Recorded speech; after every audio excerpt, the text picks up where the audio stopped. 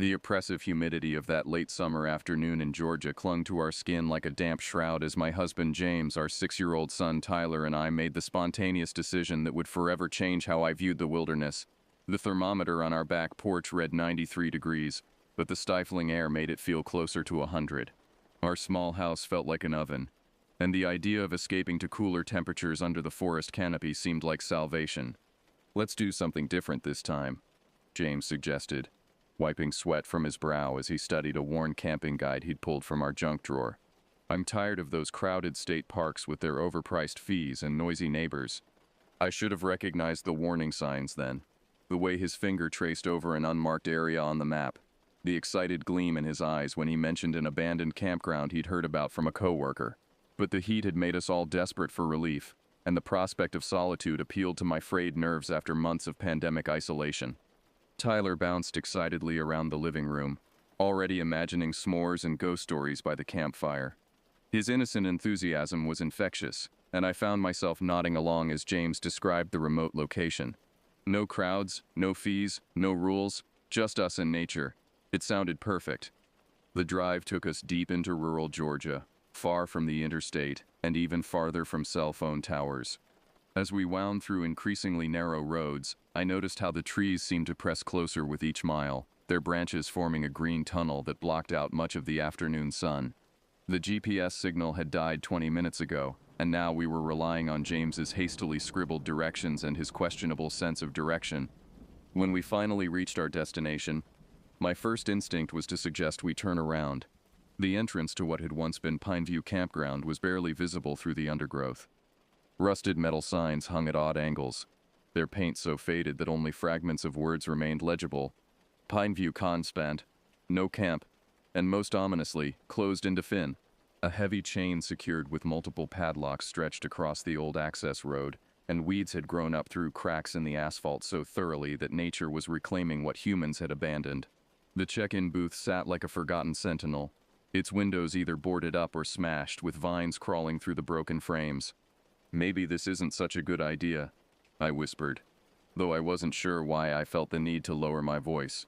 Something about the place demanded reverence, or perhaps it was fear masquerading as respect. But James was already pulling camping gear from our car, his excitement undimmed by the deteriorating infrastructure. "Come on, it'll be an adventure. Tyler will love exploring an old campground." Our son pressed his face against the car window, wide-eyed at the mysterious forest ahead. We parked along the tree line, hidden from the main road by overgrown bushes and saplings that had sprung up in the years since the campground's closure. Loading our backpacks and camping supplies, we squeezed through a gap in the chain-link fence that someone had cut long ago, probably other adventurous souls seeking the same isolation we craved. The walk into the campground felt like traveling backward through time. Every few hundred yards, we discovered remnants of civilization slowly being devoured by the forest. Concrete picnic tables split by tree roots, fire pits filled with rotting leaves, and rusty grills that looked like skeletal remains of happier times. The deeper we ventured into the abandoned campground, the more unsettled I became. It wasn't just the obvious signs of neglect, the broken water fountains with pipes that led nowhere, the restroom buildings whose doors hung open like gaping mouths revealing nothing but darkness within. It was the complete absence of life that disturbed me most. No birds sang in these trees. No insects buzzed through the thick air. Even the wind seemed reluctant to move through the branches above us, creating an unnatural stillness that made our footsteps sound unnaturally loud on the carpet of dead leaves and pine needles. Tyler skipped ahead of us, oblivious to my growing unease, collecting interesting rocks and pointing out shapes in the clouds when he could glimpse them through the canopy. His cheerful chatter provided the only soundtrack to our expedition, and I found myself grateful for his innocent commentary. After nearly 20 minutes of walking deeper into the campground, we discovered what we'd been seeking. A clearing near the edge of a dark pond that stretched into shadows I couldn't quite penetrate with my eyes. The water was perfectly still, like black glass reflecting the late afternoon sky. A concrete boat ramp descended into the water at one end, though it looked like it hadn't seen use in years. "This is perfect," James announced, dropping his pack and surveying our chosen campsite. An old fire ring sat centered in the clearing, surrounded by flat ground that would accommodate our tent. The nearest abandoned campsite was at least 100 yards away through the trees, giving us the privacy we'd sought. As we set up camp, I tried to shake the growing sense of unease that had been building since our arrival. The logical part of my mind attributed my nervousness to the unfamiliar surroundings and the isolation. After all, we were miles from the nearest help, in a place that had been abandoned for unknown reasons. Evening descended upon our isolated campsite with unusual speed, as if the surrounding forest was eager to embrace the darkness. The temperature had finally begun to drop, bringing welcome relief from the day's oppressive heat. But with the cooling air came something else, a heaviness that seemed to press down on us like an invisible weight. I busied myself preparing dinner while James built a fire in the old stone ring. Tyler played nearby, creating elaborate stories for his action figures involving brave explorers and hidden treasure. His imagination painted our abandoned surroundings as mysterious rather than menacing, and I envied his ability to find wonder instead of worry in our situation. As flames began to dance in the fire pit, casting moving shadows across our campsite, I noticed how the light seemed unable to penetrate very far into the surrounding woods. The forest formed an impenetrable wall of darkness just 20 feet from our fire, as if our small circle of light was all that stood between us and an infinite abyss. "Listen to that silence," James said, settling back in his camping chair with a satisfied sigh. "When's the last time we experienced real quiet like this?" He was right about the silence, but it felt wrong somehow. Even in remote wilderness areas, there are subtle sounds: the rustle of small animals, the distant call of night birds, the whisper of wind through leaves. Here the silence was absolute, as if every living thing had fled or learned to hold its breath. After dinner, as Tyler's energy finally began to fade, we roasted marshmallows and shared stories. I tried to focus on the warmth of the fire and the comfort of my family's company, but my eyes kept drifting to the dark water of the pond, where our fire's reflection created the only point of light on the surface. By 9 o'clock, Tyler was rubbing his eyes and yawning, ready for sleep despite his protests that he wasn't tired. We tucked him into his sleeping bag inside our tent, and within minutes, his steady breathing told us he had succumbed to exhaustion. James and I returned to the fire, finally able to enjoy the adult conversation and peaceful solitude we'd been craving. We talked about work stress, future vacation plans, and the simple pleasure of being away from the constant noise of modern life. For a moment, I let myself relax, thinking perhaps my earlier apprehensions had been unfounded. The fire had burned down to glowing embers, casting a gentler light that made the surrounding darkness seem less oppressive. James was in the middle of describing his latest project at work when the silence was shattered by a sound that made us both freeze in terror. 6 distinct, heavy footsteps emerged from the direction of the water. Not the tentative steps of an animal approaching cautiously, but deliberate, purposeful movement. The sound was unmistakable. Something large emerging from the pond, water sloshing with each step as it climbed onto the shore. My heart hammered against my ribs as we both strained to see into the darkness beyond our dying fire.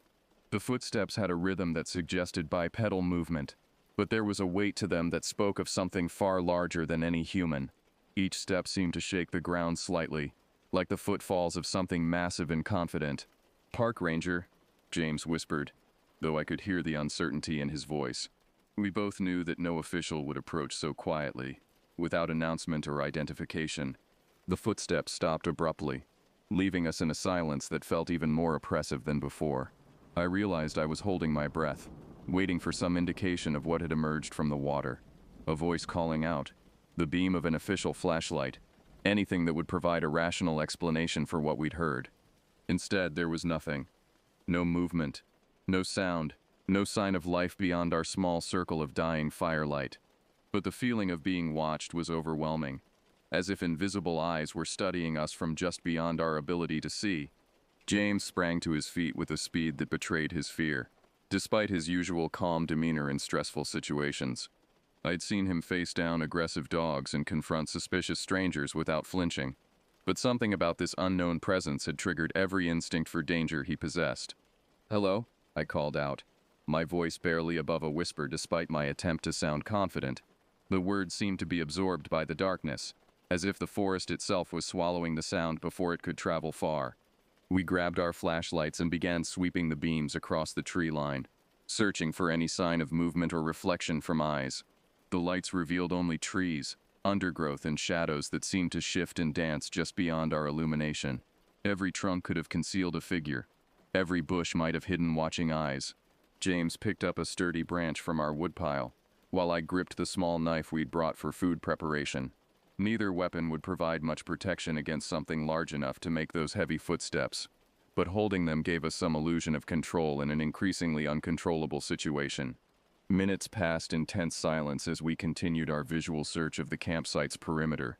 My legs began to shake from the adrenaline and the strain of standing perfectly still, listening for any sound that might indicate movement or approach. Then the real terror began. A sharp crack echoed through the air above us. Not the heavy footfalls from the water's edge, but something entirely different. It was the unmistakable sound of a large branch snapping under considerable weight, except it came from directly overhead. More cracks followed in rapid succession, as if something was moving through the canopy with impossible speed and agility.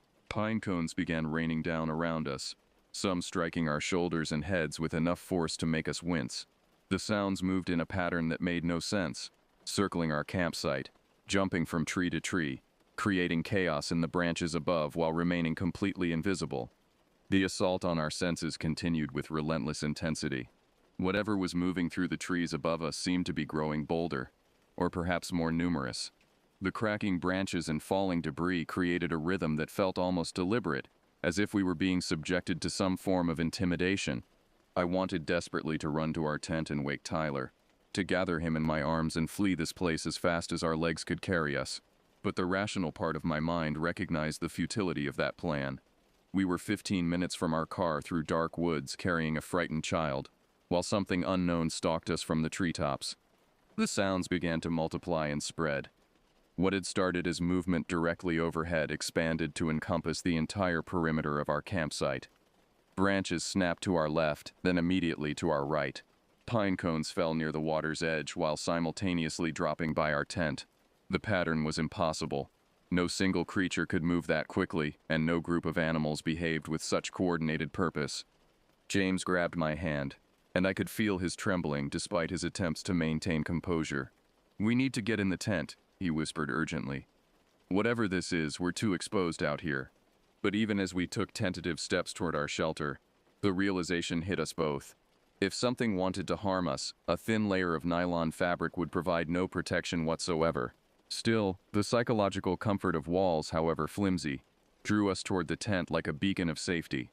The sounds followed our movement, staying consistently overhead as we crossed the campsite. It was as if we were being herded, guided by an intelligence that understood our fear and was deliberately manipulating it.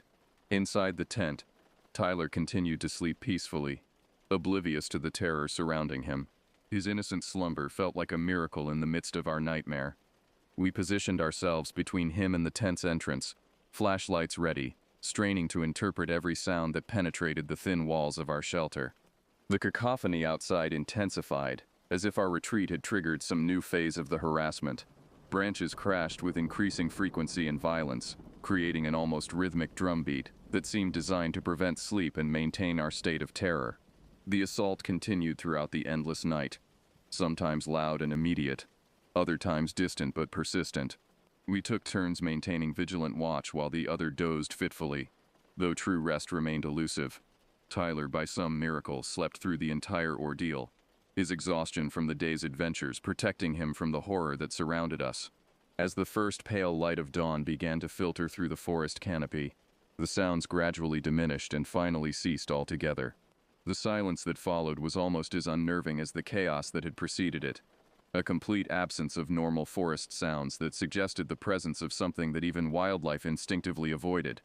When full daylight finally arrived, we emerged from our tent like survivors of a siege, scanning the campsite for any evidence of what had tormented us through the night.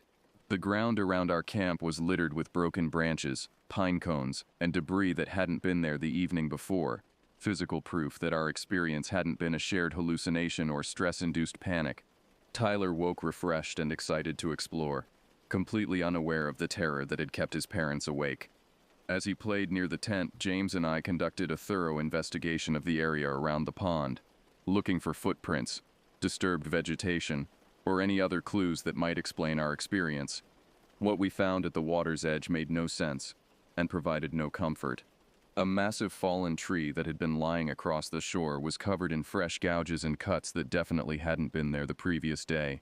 The marks looked almost like stab wounds, deep, deliberate gashes that penetrated several inches into the hardwood trunk. The cuts were too clean and numerous to be natural, too large and aggressive to be the work of any known animal in the region. We packed our belongings in record time, our hands shaking as we rolled up the tent and gathered our scattered supplies. The morning sun that should have brought relief and clarity instead illuminated a scene that raised more questions than it answered. The abandoned campground felt even more menacing in daylight, as if the darkness had simply retreated rather than disappeared. The walk back to our car felt like an escape from prison. We moved quickly, Tyler chattering happily about the cool adventure while James and I remained grimly silent, constantly checking over our shoulders for signs of pursuit. Even now, years later, I cannot explain what happened during that night at the abandoned campground. Every rational attempt to dismiss or rationalize the experience falls apart when confronted with the physical evidence we witnessed and the coordinated nature of the harassment we endured. Perhaps there truly was a reason that campground had been closed and left to decay. Perhaps some places are meant to remain empty, abandoned not due to economics or politics, but because they harbor something that humans were never meant to encounter. I pray to God that we never find ourselves in such a situation again, and I've never returned to that part of Georgia. Some mysteries are better left unsolved, and some doors should never be reopened once they've been closed. The memory haunts me still, not just the terror of that night, but the knowledge that somewhere in those woods, something watches and waits for the next group of unsuspecting campers foolish enough to ignore the warning signs and venture where they don't belong.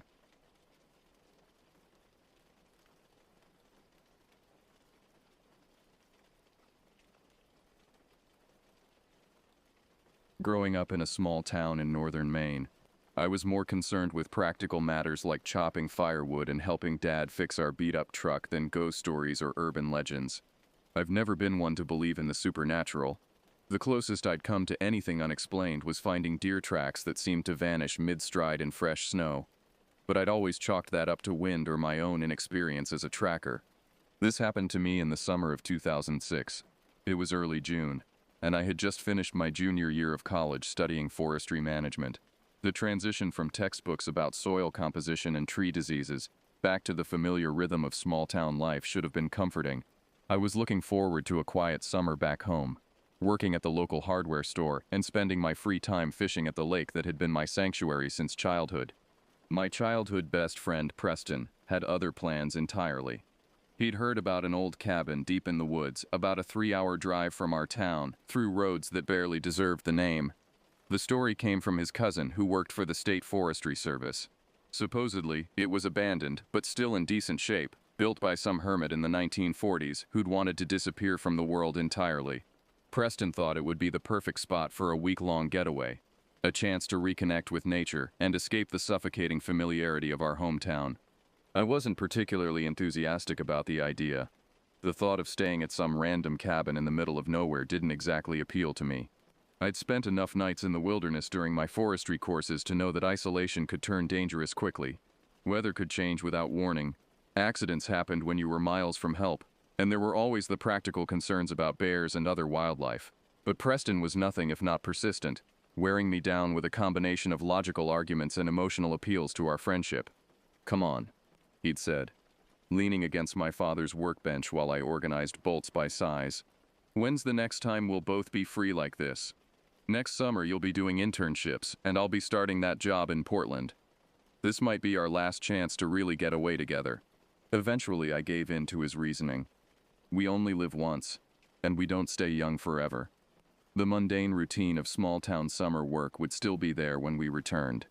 We spent 2 days preparing, packing his old Jeep with enough food for a week, sleeping bags rated for mountain temperatures, fishing gear, and even threw in a couple of rifles, a 30-06 and a 22, just in case we encountered any dangerous wildlife.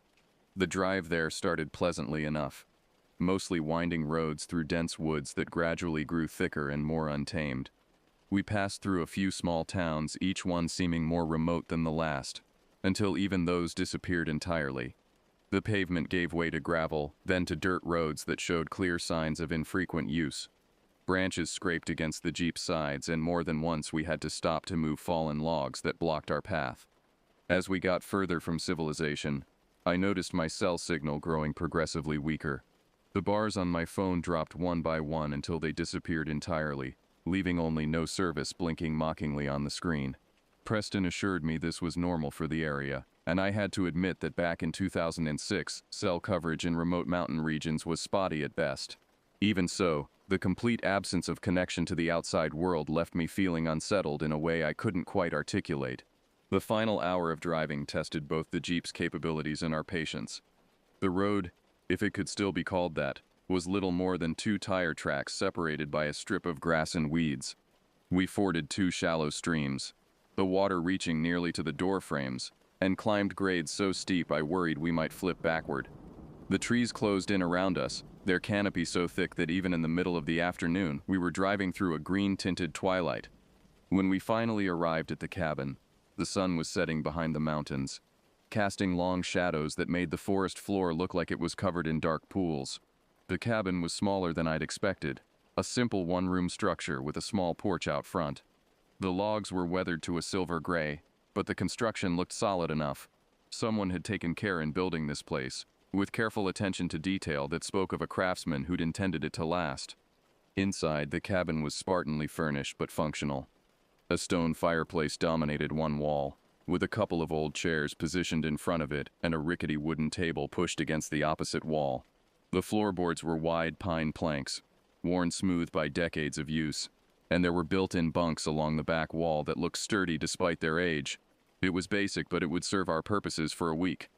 We spent the remainder of daylight getting settled and exploring the immediate area. There was a hand pump well about 50 yards from the cabin that still produced clear, cold water, and someone had built a fire pit ringed with stones in a small clearing behind the structure. The forest pressed in close on all sides, so thick that you couldn't see more than 20 or 30 feet in any direction before the trees swallowed everything in shadow. The first couple of days were actually quite enjoyable, reminding me why I'd chosen to study forestry in the first place. We hiked trails that showed signs of deer and smaller game, fished in a nearby stream that was crystal clear and surprisingly productive, and sat around the campfire at night sharing stories and beers we'd brought from home. The isolation that had initially unsettled me began to feel liberating. There were no deadlines, no professors demanding papers, no parents asking about my future plans. It almost felt like we were kids again, with no greater care in the world than where we'd explore next.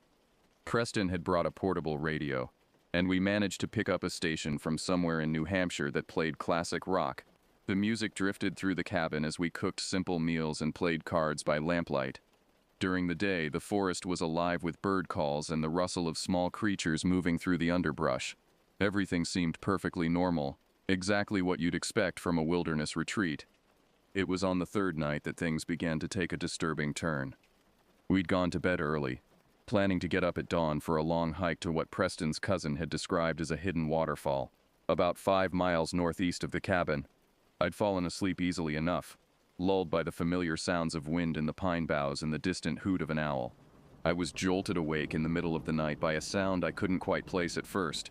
It started as a low vibration, almost below the threshold of hearing, like the rumble of distant thunder or a freight train miles away. But it didn't fade the way natural sounds do. Instead, it seemed to be coming from all around us, vibrating through the cabin walls and up through the floorboards into my bones. I sat up in my sleeping bag, heart already beginning to pound with an instinctual alarm I couldn't rationalize. The sound wasn't like anything I'd encountered in my forestry studies or camping experiences. It wasn't the territorial call of a bull moose or the huffing of a black bear investigating our food supplies.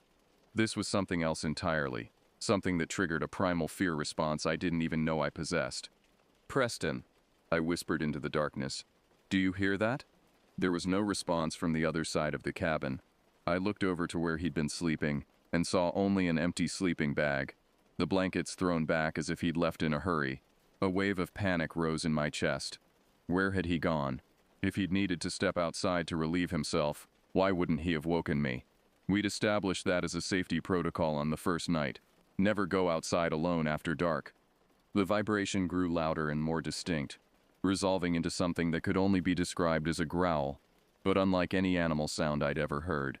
It had an intelligence behind it, a deliberate quality that suggested whatever was making it was aware of our presence and was intentionally trying to intimidate us. Then I heard something moving around outside the cabin, heavy footsteps that circled our shelter with methodical precision. They were slow and deliberate, each step measured and purposeful. The rhythm reminded me of a person walking, but the weight and spacing were all wrong. These footsteps belonged to something much larger than any human, and they carried an unnatural quality that made my skin crawl. I grabbed my flashlight and the DOP 3006 rifle, my hands shaking so badly I nearly dropped the weapon twice while loading it. Moving as quietly as possible, I made my way to the cabin's single door, pressing my ear against the wood to try to determine exactly where the sounds were coming from. Suddenly the growling stopped, leaving only the sound of those deliberate footsteps as they continued their circuit around our shelter. The silence was somehow worse than the noise had been. In that quiet, I could hear my own heartbeat thundering in my ears, and the whisper of my breath as I tried to control my panic. "Preston," I called out, my voice barely above a whisper but sounding impossibly loud in the stillness. The footsteps paused. Whatever was out there had heard me, and was now standing motionless somewhere in the darkness beyond the door. I waited, rifle aimed at the entrance, every muscle in my body coiled with tension. Seconds stretched into minutes, and still nothing moved. I don't know what made me do it. Perhaps some misguided notion that I needed to rescue Preston.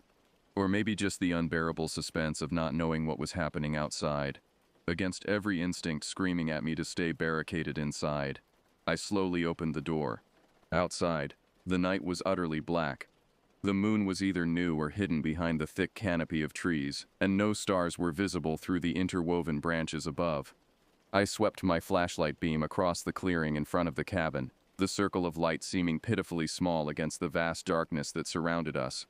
That's when I saw it. About 20 feet away, just at the edge of the trees where my light began to fade, stood something that defied every rational explanation I could summon. It was tall, at least 7 feet, and vaguely human in its basic shape, but wrong in every possible detail. Its arms were grotesquely elongated, hanging nearly to the ground like some nightmare version of an ape. Its legs seemed bent at impossible angles, as if the joints faced the wrong direction entirely. But it was the creature's skin that truly horrified me. It seemed to shift and ripple in the flashlight beam, like it couldn't decide what texture it wanted to maintain. One moment it appeared smooth and pale, almost translucent, and the next it looked rough and bark-like, covered in what might have been scales or scabs. The thing's face was the worst part of all.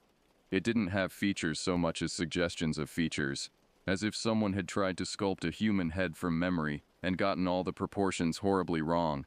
Where its eyes should have been, there were only dark, empty holes that seemed to absorb my flashlight beam rather than reflect it.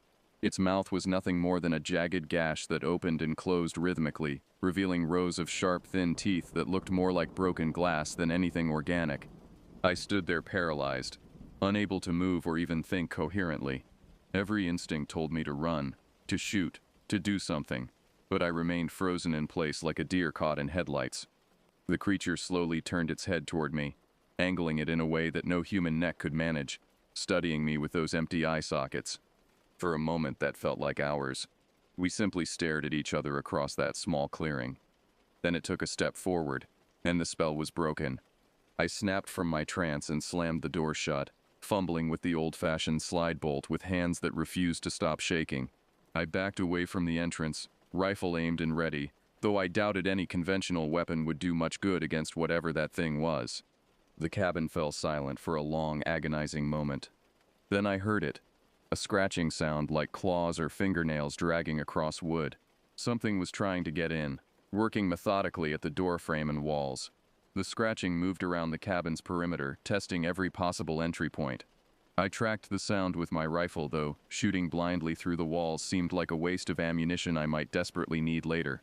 The creature, for lack of a better word, seemed to understand the cabin's construction better than I did. The scratching focused on specific points: the door frame, the window casings, even what sounded like the stone foundation. It was probing for weaknesses with an intelligence that terrified me almost as much as its appearance had. Occasionally the scratching would stop, replaced by that low rumbling growl I'd heard earlier. During these pauses I could hear it moving around outside, those impossibly heavy footsteps circling the cabin again and again. Sometimes it would pause at the door, and I could swear I heard breathing. Slow, deliberate inhalations and exhalations that seemed to come from lungs much larger than any human's. I'm not sure how long I stood there in the darkness, rifle pointed at various parts of the cabin as the sounds moved around the perimeter. It felt like hours, though it was probably closer to 30 or 40 minutes. My arms ached from holding the weapon ready, and my legs trembled with fatigue and terror. Eventually, the scratching stopped, replaced once again by that ominous silence. I didn't dare move or lower my weapon. Every shadow in the cabin seemed to shift and threaten in the weak light from my flashlight. I waited, listening for any sound that might indicate the creature was still outside, but heard nothing except the normal sounds of wind in the trees and the distant call of a night bird. As the first rays of sunlight began to filter through the cabin's dirty windows, painting everything in a pale gray light, I heard new sounds outside, footsteps again. But these were undeniably human in their rhythm and weight. "Hey, you up?" came Preston's familiar voice from outside the door. I nearly collapsed with relief. I rushed to the door and flung it open, not caring about caution anymore. There stood Preston, looking confused and concerned at my disheveled appearance and the rifle clutched in my white-knuckled hands. "Where the hell have you been?" I demanded, my voice cracking with exhaustion and residual fear. "What are you talking about?" he replied, genuinely puzzled. "I went for an early morning hike, just like I told you last night I was planning to do. Don't you remember?" I didn't remember any such conversation. In fact, my memory of the previous evening was strangely hazy, as if I was trying to recall a dream that had already begun to fade. Had I imagined the entire terrifying experience? Was it possible I'd had some kind of breakdown, a stress-induced hallucination brought on by the isolation and unfamiliar surroundings? But then I saw them.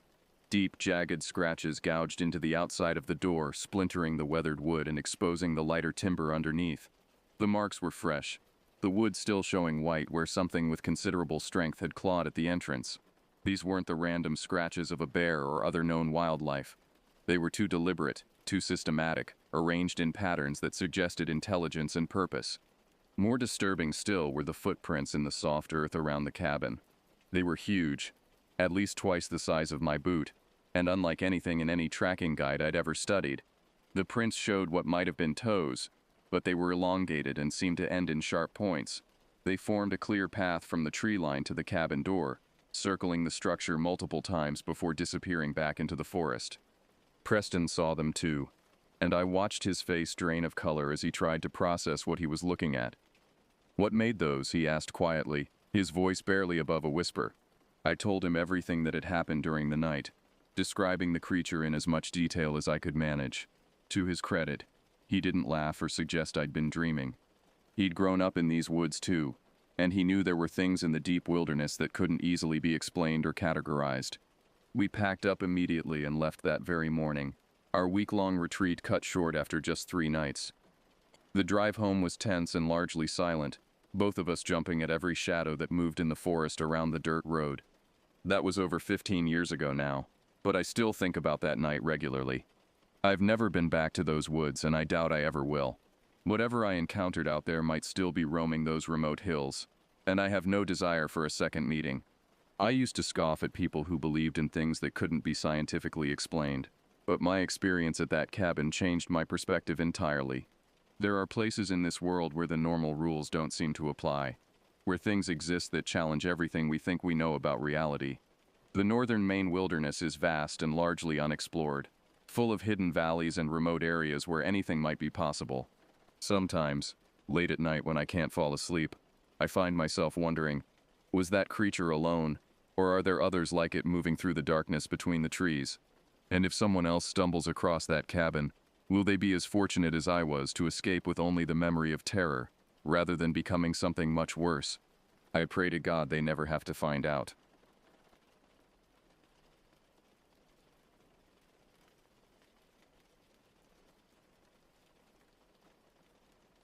"Something's not right out there," Jenna mutters as we trudge through the foggy forest. I nod in agreement, my headlamp barely penetrating the early morning gloom.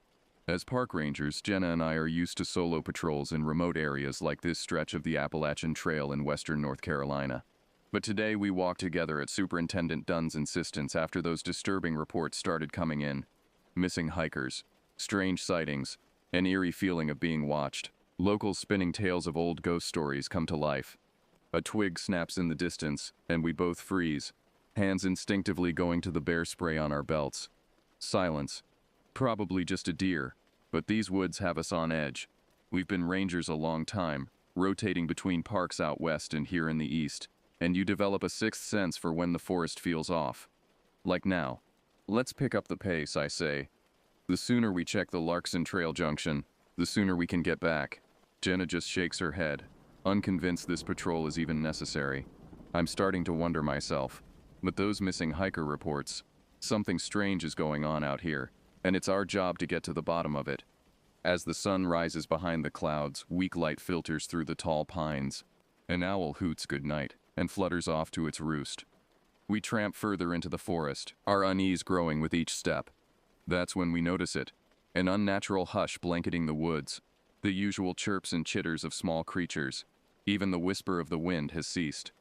The trail winds deeper into the shadowed timbers, and the silence stalks us like a predator, raising the hairs on the back of my neck. My breathing sounds too loud in my ears. A sudden gust rattles the branches above us, and I flinch. "Easy does it, Hank," Jenna says with a forced chuckle. "Don't want you jumping out of your skin." I shoot her an irritated look. "Don't pretend you're not feeling it too. Something's off." Yeah. Let's just get to Larkson and..." A shrill cry pierces the air, echoing through the forest and trailing into nothingness. We stare at each other wide-eyed.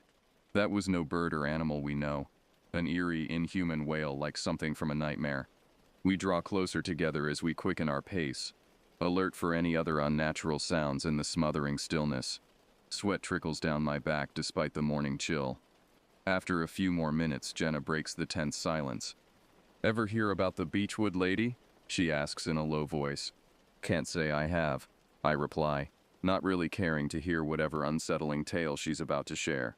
Jenna has a habit of bringing up dark local legends at the worst possible times. Back in pioneer days, there was supposedly this outcast woman who lived alone in the deepest, most remote hollow in these mountains. Parents told their kids if they wandered too far into the woods, the Beechwood lady would snatch them and spirit them away to her hidden lair, never to be seen again. "How pleasant," I mutter. "And you're bringing this up now because hikers have gone missing before around here, but never so many in such a short time. And some of the old-timers are saying their grandpappies used to warn them about those hills near the Larkson Junction." Her voice drops to a whisper. "They say that's where the Beechwood lady once roamed."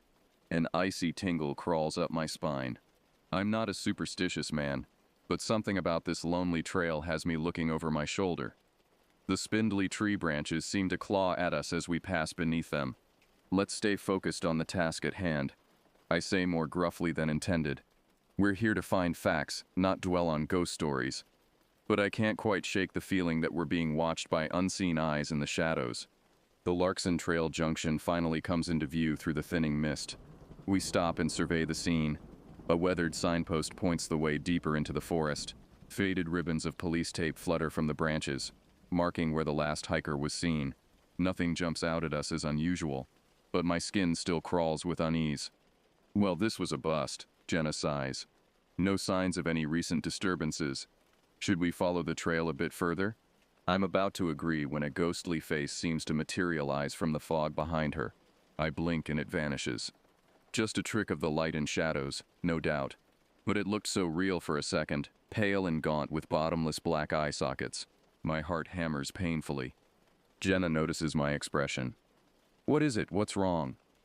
Nothing. It's nothing. Let's head back and report in." I turn to go, trying to shake off the macabre vision. Jenna frowns but doesn't argue. As we walk back in vigilant silence, I can't help but feel that something ancient and malevolent haunts these hills. Something best left undisturbed.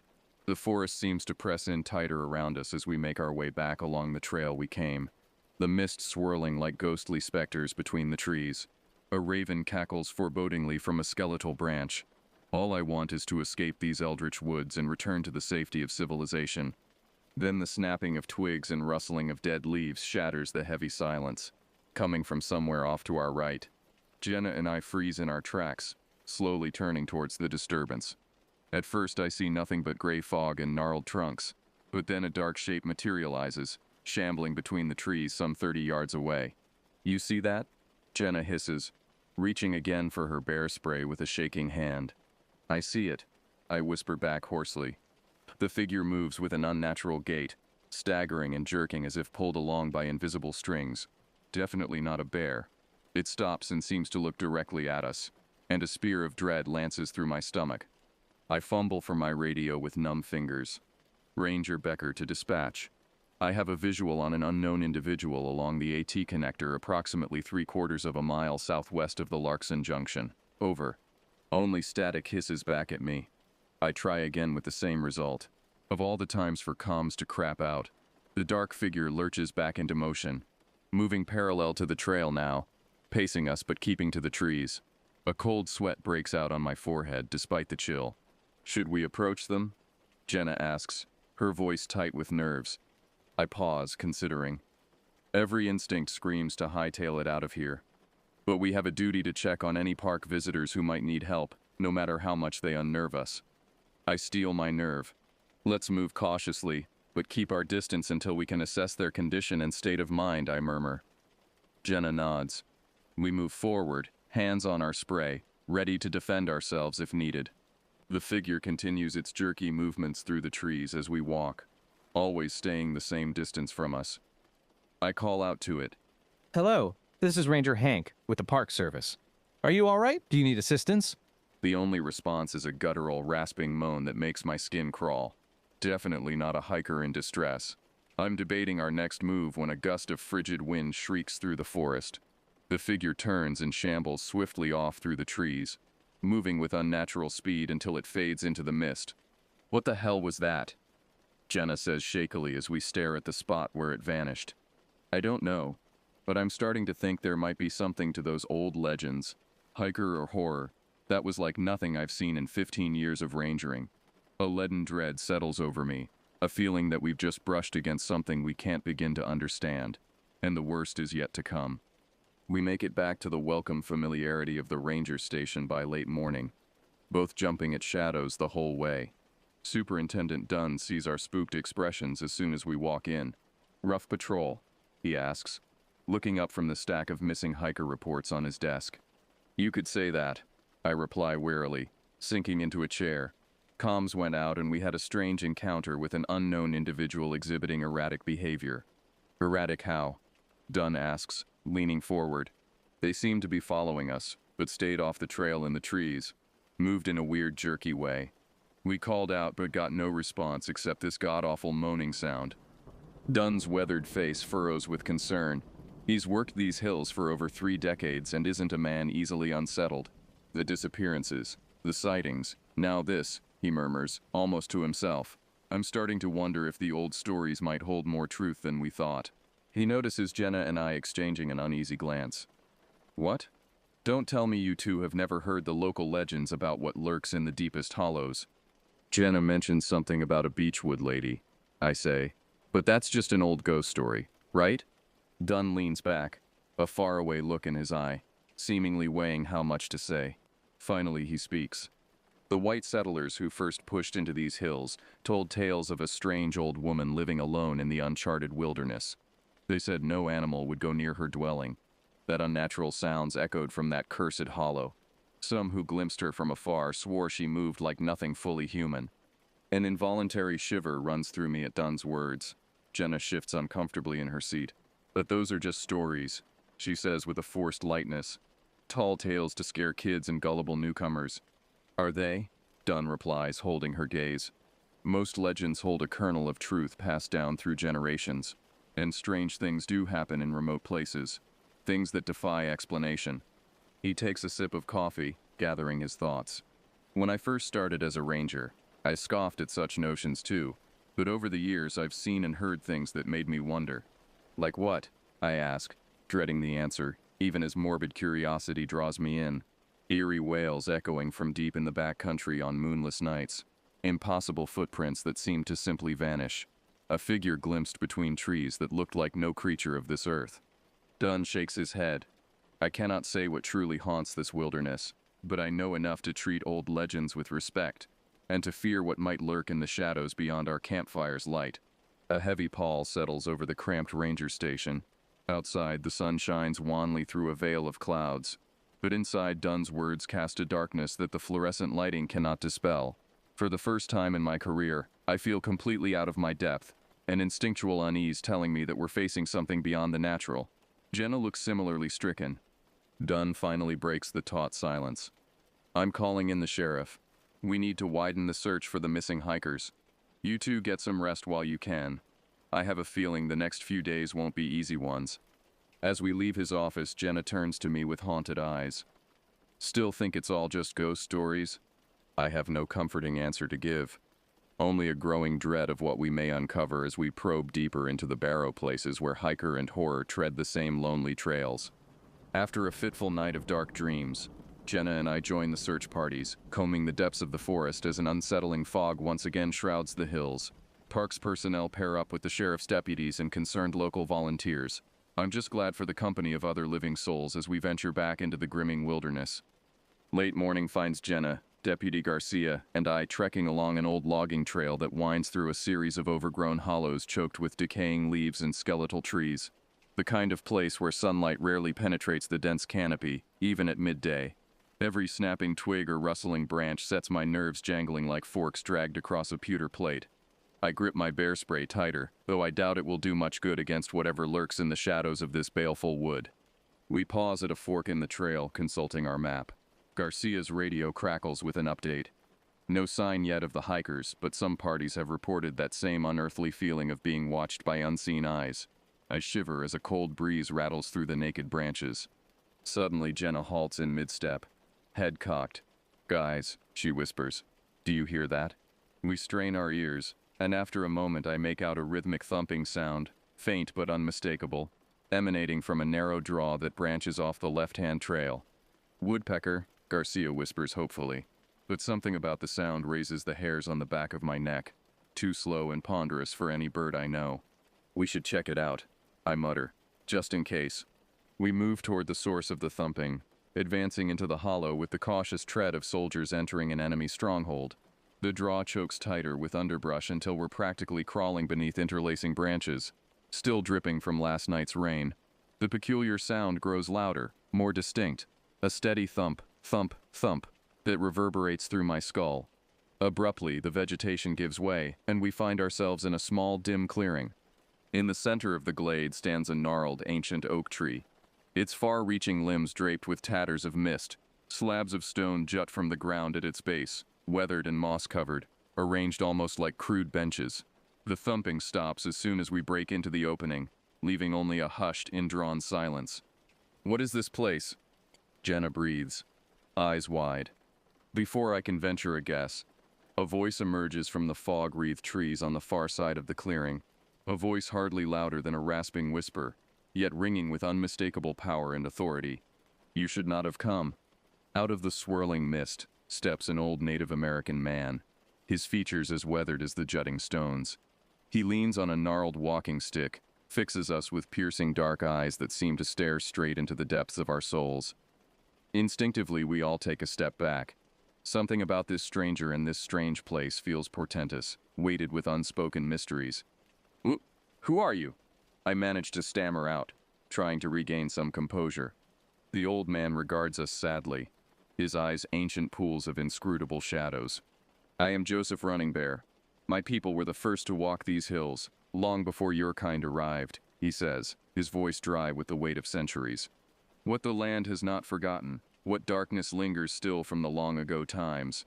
He shuffles closer, robes as gray as the clinging mist swishing through the dead leaves. Jenna, Garcia, and I share nervous glances, unsure of his intent. Joseph gazes up at the towering oak tree with something akin to reverence and sorrow. "You've come seeking the lost ones who vanished on these trails," he says. It's not a question, drawn by duty, but blind to the true peril that stalks this place. "Do you know what happened to the missing hikers?" Garcia asks hopefully. The old man nods slowly. "They were taken by those who walk as humans walk, but are not of the world of men. The followers of the Dark Mother." An involuntary shudder runs through me at his words, though I can't say why. "The Dark Mother?"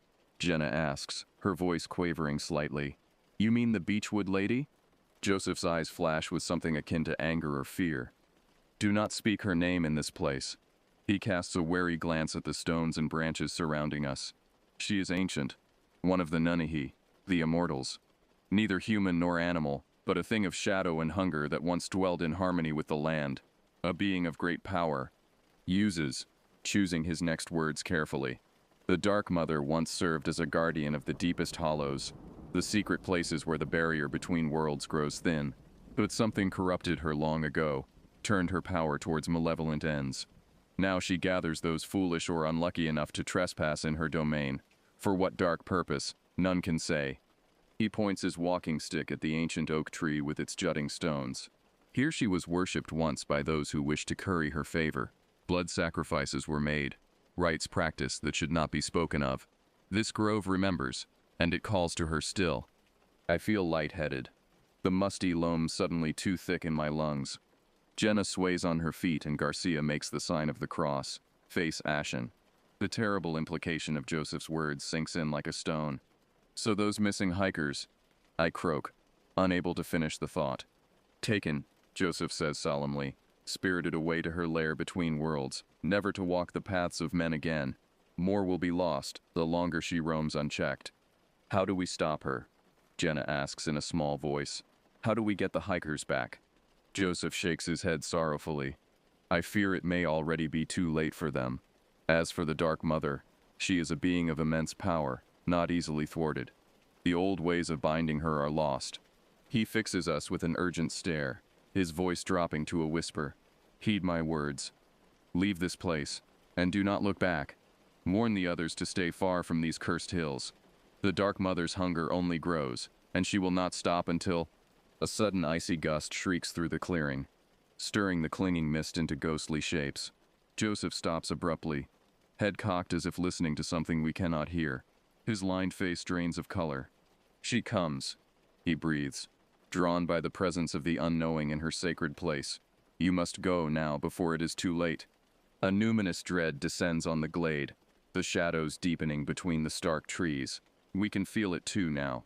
An oily, oppressive presence writhing at the edges of perception, alien and unutterably hostile. Back to the trail. Move, I shout, already turning to flee. Jenna and Garcia need no further urging.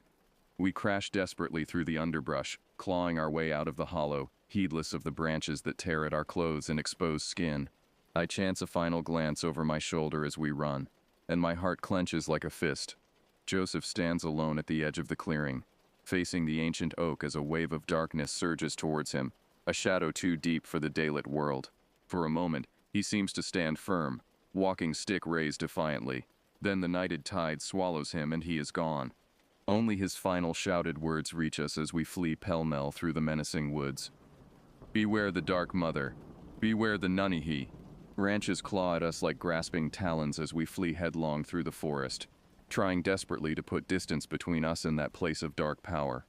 My lungs burn and a stitch stabs at my side, but pure terror drives me on at an almost inhuman pace. I can hear Jenna and Garcia crashing through the underbrush beside me, panting with exertion and fear.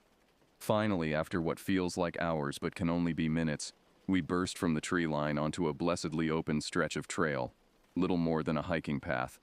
We collapse against the craggy bole of an ancient elm, chests heaving as we suck in great gasps of the fresh, untainted air.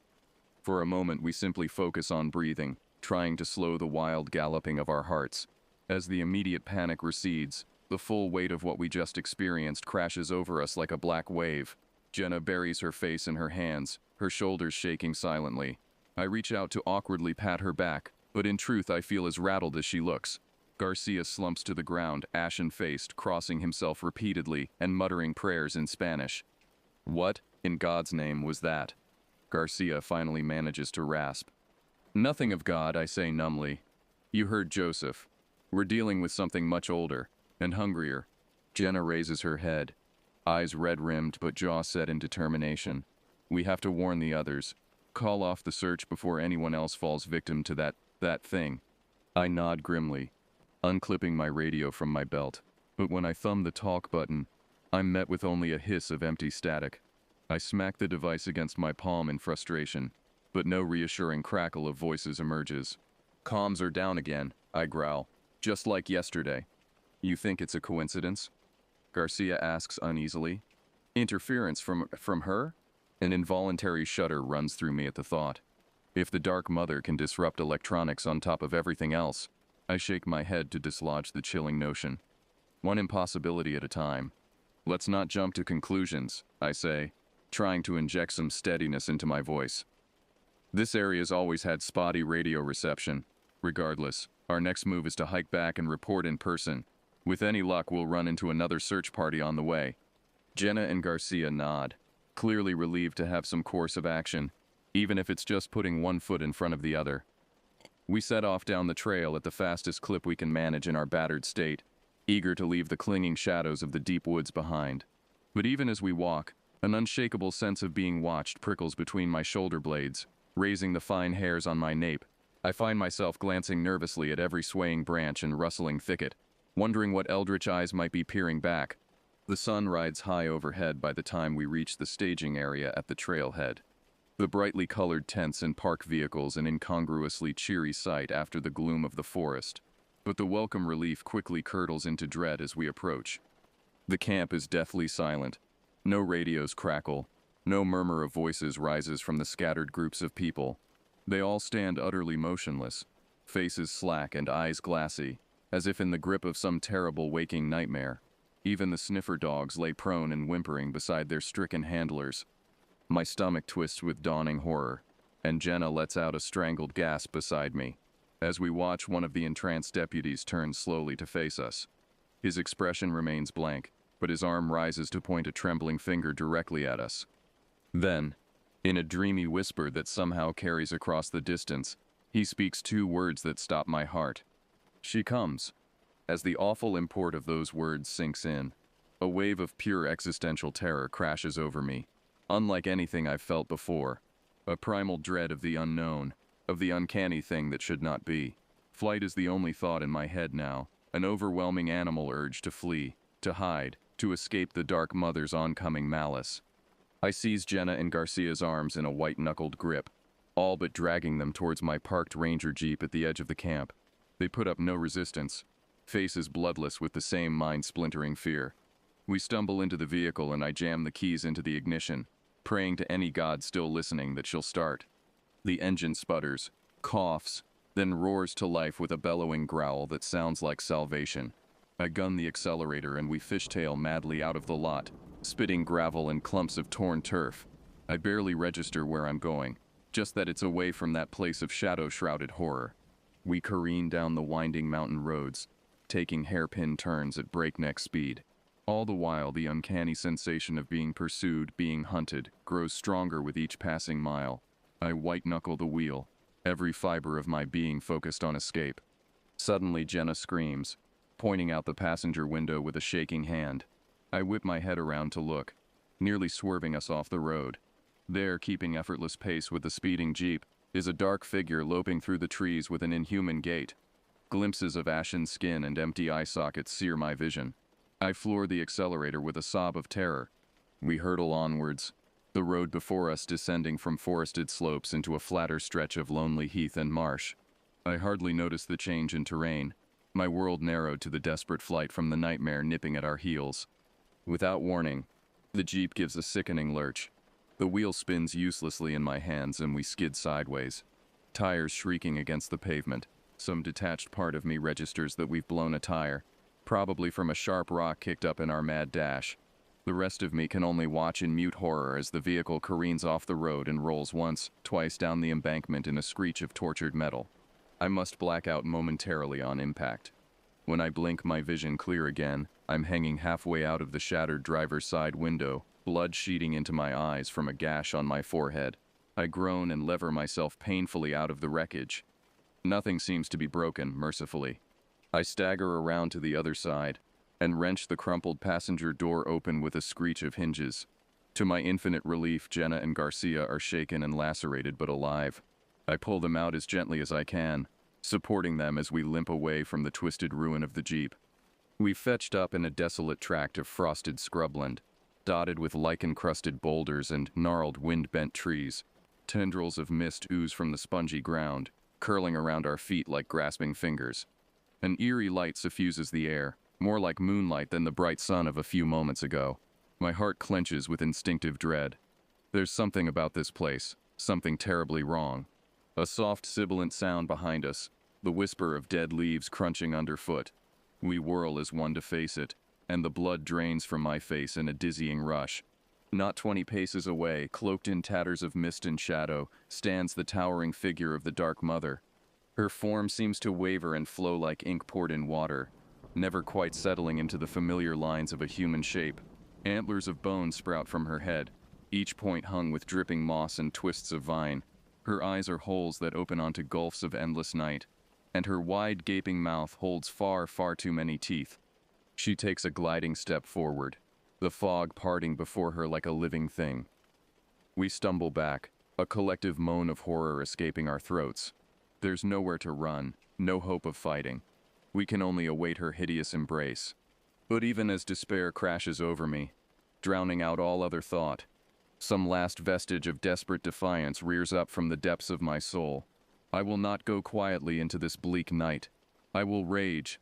I will rail against this eldritch dark until my final breath. I straighten up as much as my battered body allows, facing the oncoming horror head-on. Jenna and Garcia, bless them, stand firm at my sides, trembling but unflinching. For a single suspended moment, mortal will contests with immortal hunger as our eyes lock with the Dark Mother's fathomless voids. Then, to my uncomprehending shock, she halts, cocks her awful head as if listening to some unheard whisper. Almost unwillingly, her black gaze slides from us to some unseen point beyond the crumbling hills. She hisses, a sound like old bones cracking, and I swear I catch a flicker of something in those terrifying eyes, an emotion I never expected to see in so alien a being, uncertainty. Slowly, with infinite reluctance, the Dark Mother begins to recede, melting back into the writhing fog. Before the mist swallows her completely, she turns her abyssal gaze on us one last time. This is not over, little ones. Her voice slithers through my mind, cold as the void between stars. We will meet again in this world or the next. Then she is gone, only the clinging tendrils of fog left twisting in her wake. The eerie night light brightens, and with a start I realize that the sun is descending towards the western horizon. Somehow, impossibly, hours have passed in what felt like minutes. Jenna makes a choked sound and collapses to her knees in the spongy turf, shoulders shaking with delayed reaction. Garcia staggers a few steps away and noisily loses the contents of his stomach into the scraggly brush. I just stand there, until my legs give out and I crumple to the ground beside Jenna. We cling together like lost children, sobs of relief and residual terror racking our battered frames. I don't know how long we huddle there, in that desolate place where the Dark Mother almost claimed us for her own. Long enough for the adrenaline to fade, and for the true toll of our ordeal to settle into our bones. Everything aches, body and soul. Eventually Jenna raises her ashen, tear-stained face from my shoulder. "Is it over?" she croaks. "Did we win?"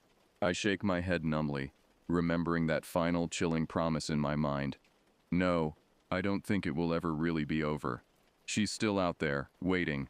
Garcia stumbles back over to us, wiping his mouth. His eyes are bleak, haunted. What do we do now? I struggle to my feet, every muscle screaming in protest, and pull the others up with me. We survived. We walk out of here, and we tell people what happened, even if they think we've lost our minds. I turn to survey the expanse of darkening moor, my gaze hard and flinty. Evil like that, it's not the kind of thing you can kill, not for good. All you can do is face it, when it comes calling, and never ever stop fighting. I sling my arms around my fellow survivor's shoulders, and together we limp off that benighted heath, towards the distant lights of civilization. We have one hell of a story to tell, and I know with grim certainty it's not over yet. The Dark Mother will be back, but next time we'll be ready for her.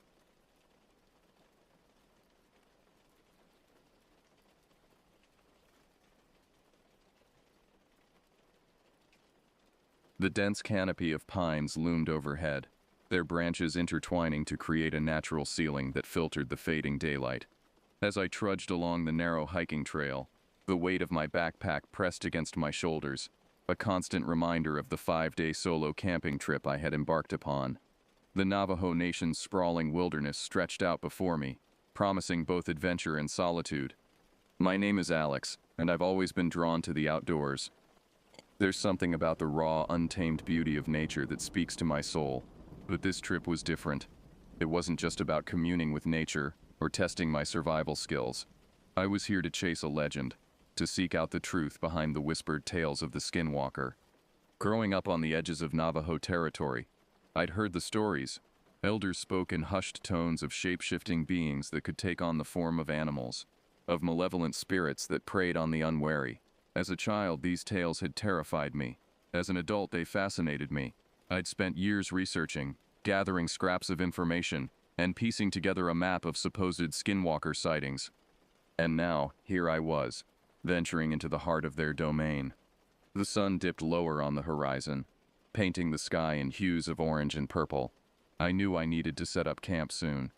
As if on cue, I stumbled upon a small clearing, perfect for pitching my tent.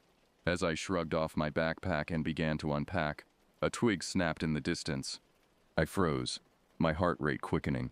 Slowly, I turned towards the sound, my eyes scanning the gathering shadows between the trees. Nothing moved. The forest had gone eerily silent, as if holding its breath. "Hello?" I called out, my voice sounding small and insignificant in the vastness of the wilderness. No response came, save for the gentle rustling of leaves in the evening breeze. I shook my head, chuckling nervously at my own jumpiness. "Get it together, Alex," I muttered to myself. "It's just the woods." But as I turned back to my task, I couldn't shake the feeling that I was being watched. Unseen eyes seemed to bore into my back, making the hairs on my neck stand on end. I worked quickly, hands shaking slightly as I assembled my tent and unrolled my sleeping bag. As darkness fell, I built a small fire, its warmth and light providing a modicum of comfort.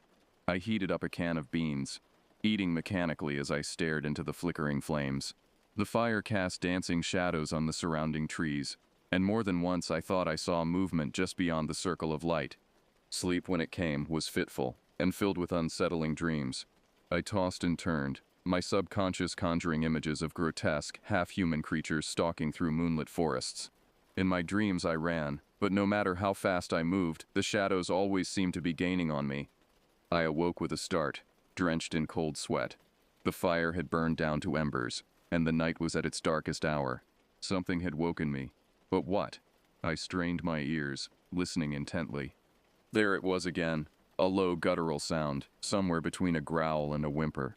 It seemed to come from just beyond my campsite, hidden in the inky blackness of the forest. I reached for my flashlight with trembling hands, its beam cutting through the darkness like a knife. As I swept the light across the tree line, my breath caught in my throat. Two eyes, reflecting the light like polished mirrors, stared back at me. They were too high off the ground to belong to any normal animal.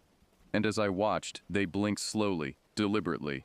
In that moment, I realized that the legends were true. The Skinwalker was real, and it had found me. The eyes vanished as quickly as they had appeared, leaving me alone in the suffocating darkness. I scrambled out of my tent, flashlight in hand, sweeping the beam frantically across the tree line. My heart pounded in my chest, threatening to burst through my ribcage. "Hello?" I called out again, my voice cracking. "Is someone there?" Only the whisper of wind through pine needles answered me. I stood there for what felt like hours, muscles tense, ready to flee at the slightest provocation, but nothing came. As the adrenaline slowly ebbed from my system, I began to doubt what I'd seen. Maybe it was just an animal, my mind playing tricks on me in the unfamiliar darkness. Dawn broke, painting the sky in pale hues of pink and gold. I hadn't slept a wink since the incident, instead keeping a silent vigil by the rekindled fire. As sunlight filtered through the trees, I felt a wave of embarrassment wash over me. In the light of day, my fears seemed silly, almost childish. I packed up camp quickly, eager to put some distance between myself and the sight of my nocturnal fright. The day's hike took me deeper into the wilderness, the trail growing fainter with each passing mile. By mid-afternoon, I found myself in a narrow canyon, its walls rising steeply on either side. The air grew cooler as I descended, and an oppressive silence settled over the landscape. No birds sang, no insects buzzed. It was as if all life had been drained from this place, leaving behind only stone and shadow. As I rounded a bend in the canyon, I stumbled to a halt. There, etched into the rock face before me, was a series of strange symbols. They seemed ancient, weathered by countless years of wind and rain. I approached cautiously, running my fingers over the grooves in the stone. A shiver ran down my spine as I recognized some of the imagery from my research. These were Navajo symbols, warnings of a sacred and dangerous place. And there, at the center of the arrangement, was a grotesque, half-human figure that could only represent one thing: the Skinwalker. I fumbled for my camera, snapping photo after photo of the rock art. This was proof, tangible evidence of the legends. As I lowered the camera, movement caught my eye. Something dark and fast darted between the rocks at the base of the canyon wall. "Hey!" I shouted, scrambling over the uneven ground towards where I'd seen the movement. But when I reached the spot, there was nothing there. No tracks, no disturbance in the loose scree. It was as if whatever I'd seen had simply vanished into thin air.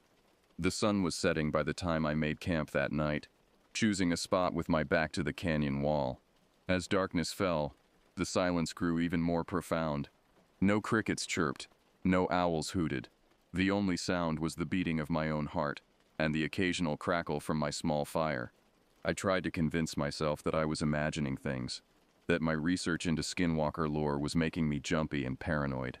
But as I sat there in the gathering gloom, I couldn't shake the feeling that I was being hunted. Sleep eluded me once again. Every snapping twig, every rustle of leaves sent a jolt of fear through my body. I lay in my tent, eyes wide open, straining to pierce the darkness beyond the thin fabric walls. It was well past midnight when I heard it. A voice, barely above a whisper, calling my name. "Alex." I sat bolt upright, breath catching in my throat. The voice had sounded so close, as if someone, or something, was standing just outside my tent. "Alex, come out and play." The words were spoken in English, but with a strange, guttural accent that sent chills down my spine. I fumbled for my flashlight, hands shaking so badly I could barely grip it. "Who's there?" I called out, trying and failing to keep the tremor from my voice. Silence fell once more, heavy and oppressive. Then slowly a shadow fell across my tent. Something large was moving outside, circling my campsite with deliberate, menacing steps. I held my breath, pressing myself against the far side of the tent. The shadow paused by the entrance, and I could hear deep, ragged breathing. Then, to my horror, the zipper of my tent began to move, slowly inching upward. Panic overtook me. I lashed out with my feet, kicking the tent over and scrambling out the other side. I ran blindly into the night, branches whipping at my face, roots threatening to trip me with every step. Behind me, I heard an inhuman howl of rage. The sound spurred me on, driving me deeper into the unknown wilderness. I ran until my lungs burned, and my legs threatened to give out, finally collapsing behind a large boulder. As I fought to catch my breath, I strained my ears for any sign of pursuit. The forest had fallen silent once more, but the silence itself seemed charged with malevolent energy. I spent the rest of the night huddled behind that rock, jumping at every sound, praying for the sun to rise. When dawn finally broke, I found myself miles from my campsite, hopelessly lost in the vastness of the Navajo wilderness. My supplies, my map, my cell phone, all left behind in my panicked flight. I was alone, unarmed, and at the mercy of whatever stalked these ancient lands.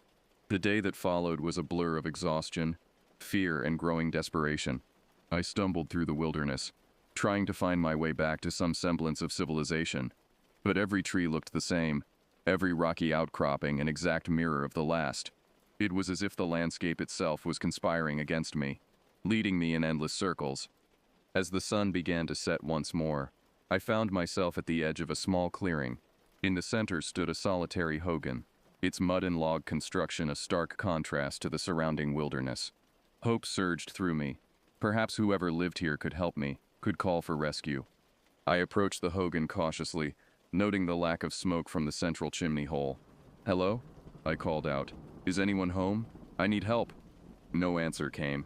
The hogan stood silent and still, an island of human habitation in a sea of wilderness.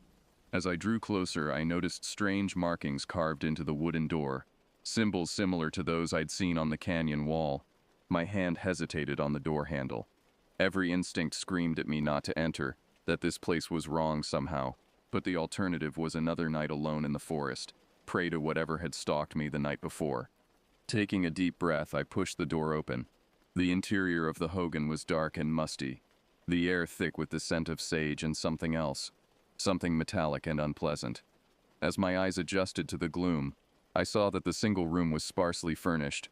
A few woven rugs covered the packed earth floor, and a small table stood against one wall. It was what lay on the table that turned my blood to ice. Bones. Dozens of them, bleached white by time. Some were clearly animal. The elongated skull of a coyote, the delicate wishbone of a bird.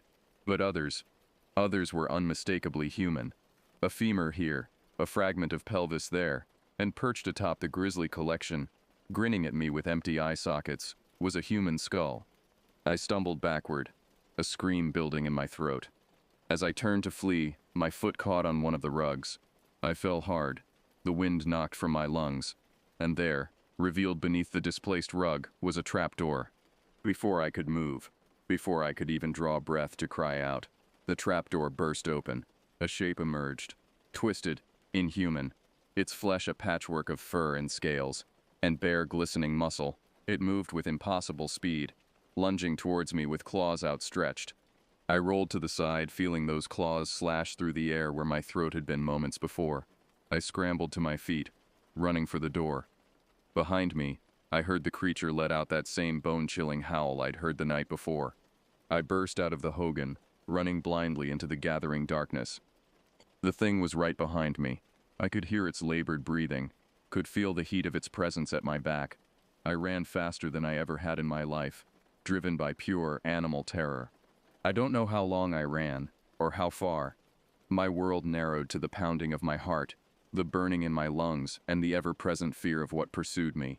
When I finally collapsed, unable to take another step, I found myself in a small box canyon, its walls rising sheer on three sides. I was trapped. As I turned to face my pursuer, I saw it emerge from the shadows. In the fading twilight, its form seemed to shimmer and shift, as if unable to settle on a single shape. One moment it was a man, tall and gaunt with eyes that glowed like embers. The next it was a beast, fur-covered and snarling. And then, most terrifying of all, it wore my own face, twisted into a grotesque parody of a smile. "What are you?" I gasped, pressing my back against the canyon wall. The thing cocked its head to one side, regarding me with inhuman curiosity. When it spoke, its voice was a rasping whisper that seemed to come from everywhere and nowhere at once. "I am what your people call Skinwalker," it said. "But I am so much more. I am the shadow in the corner of your eye, the whisper in the dark that makes you question your sanity. I am the primal fear that lives in the heart of every human." As it spoke, its form continued to shift and change. I saw flashes of every nightmare creature I'd ever imagined, every monster from every story I'd ever heard, and beneath it all, a sense of ancient, unknowable evil. "Why are you doing this?" I asked, my voice barely above a whisper. "Why me?" The Skinwalker's laugh was like bones grinding together. "You came looking for me, Alex. You sought out the dark places, the forbidden knowledge. Did you think there wouldn't be a price?" It took a step closer, its form settling into a shape that was almost but not quite human. "I've been watching you, following you.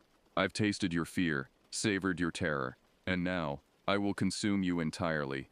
As it lunged towards me, claws extended, I closed my eyes and waited for the end.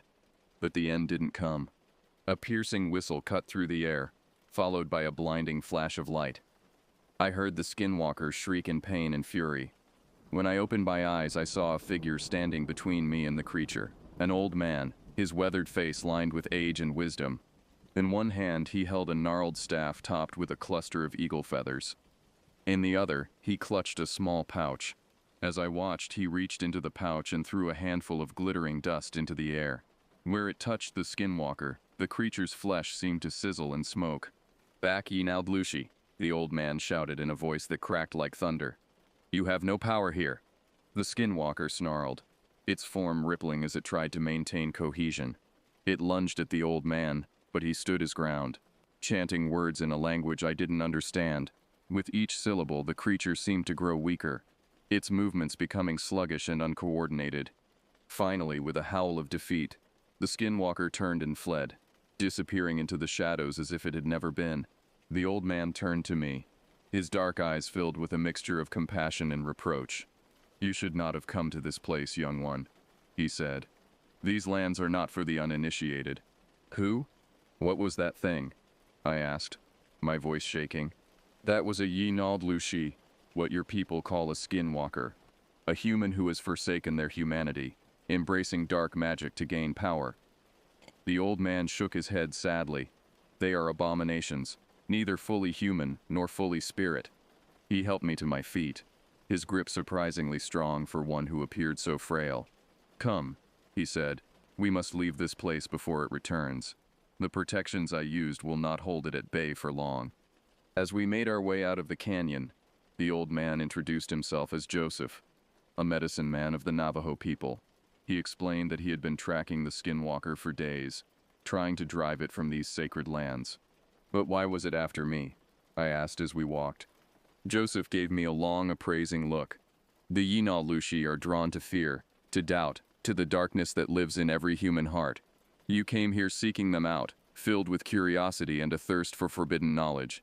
In doing so, you made yourself a beacon for their kind. I felt a wave of shame wash over me. My quest for knowledge, my desire to prove the existence of the skinwalker, had nearly cost me my life, and who knew how many others might have suffered because of my foolishness. We walked through the night, Joseph leading the way with unerring confidence despite the darkness. As dawn broke, we arrived at a small, hidden valley. A clear stream ran through its center, and the air was thick with the scent of sage and juniper. This is a sacred place, Joseph explained. A place of healing and purification. We will perform a ceremony here to cleanse you of the skinwalker's influence. Over the next few hours, Joseph prepared for the ritual. He gathered herbs and roots, mixing them in a small clay bowl. He instructed me to bathe in the stream, washing away the physical and spiritual filth of my ordeal. As the sun reached its zenith, Joseph began the ceremony. He sang in the Navajo language, his voice rising and falling in complex patterns. He burned sage and cedar, the fragrant smoke enveloping me in a hazy cocoon. I felt a warmth spread through my body, starting in my chest and radiating outward. It was as if a great weight was being lifted from my shoulders, a darkness I hadn't even been aware of dissipating like mist in the morning sun. As the ceremony reached its climax, I saw something, a shadowy form, vaguely humanoid, seemed to be pulled from my body. It writhed and twisted in the air for a moment, before dissolving into nothingness. When it was over, I felt different, lighter somehow, cleaner, not just physically but deep in my soul. Joseph nodded, satisfaction evident in his eyes. It is done, he said. The taint of the Yinald Lashi has been cleansed from you. We spent that night in the valley, Joseph sharing stories of his people, of the delicate balance between the physical and spiritual worlds. I listened, enraptured, my earlier skepticism replaced by a deep respect for this ancient wisdom. The next morning, Joseph led me back to civilization. As we walked, he spoke of responsibility, of the importance of respecting the old ways, and the dangers of seeking out that which was meant to remain hidden. The world is full of mysteries, young one, he said. Some are meant to be explored, others to remain in shadow. Wisdom lies in knowing the difference. When we reached the ranger station at the edge of the Navajo lands, Joseph prepared to take his leave. Before he left, he pressed something into my hand, a small pouch, similar to the one he had used against the skinwalker. For protection, he said. But remember, true safety comes from within. Guard your thoughts, your intentions. They have more power than you know. As I watched him walk away, blending into the landscape as if he were a part of it, I felt a profound sense of change. I had come to these lands seeking proof of the supernatural, driven by an almost obsessive need to uncover the truth behind the legends. I left with far more questions than answers, but also with a newfound respect for the unknown. The world, I realized, was far stranger and more wonderful than I had ever imagined, but it was also more dangerous, filled with forces beyond human comprehension. As I began the long journey home, I knew that I would never be the same. The encounter with the skinwalker, the wisdom shared by Joseph, these experiences had changed me on a fundamental level. I also knew that I would return to these lands someday, not to chase legends or seek out the darkness, but to learn, to understand, to bridge the gap between my world and the ancient wisdom of Joseph's people. But for now, I had a story to tell, a story of terror and wonder, of ancient evils and timeless guardians. a story that I realized was only the beginning of a much larger journey. As I boarded the bus that would take me back to the city, I clutched the small pouch Joseph had given me, feeling its reassuring weight in my hand. The journey ahead was long, but I knew it was just the beginning. The world had revealed a small fraction of its mysteries to me, and while part of me still craved to uncover more, I now understood the importance of patience, respect, and wisdom in approaching the unknown. As the bus pulled away from the station, I gazed out at the vast expanse of the Navajo lands, silently promising to return one day, not as a seeker of thrills, but as a student of the ancient ways, ready to learn and understand the delicate balance between our world and the realms beyond.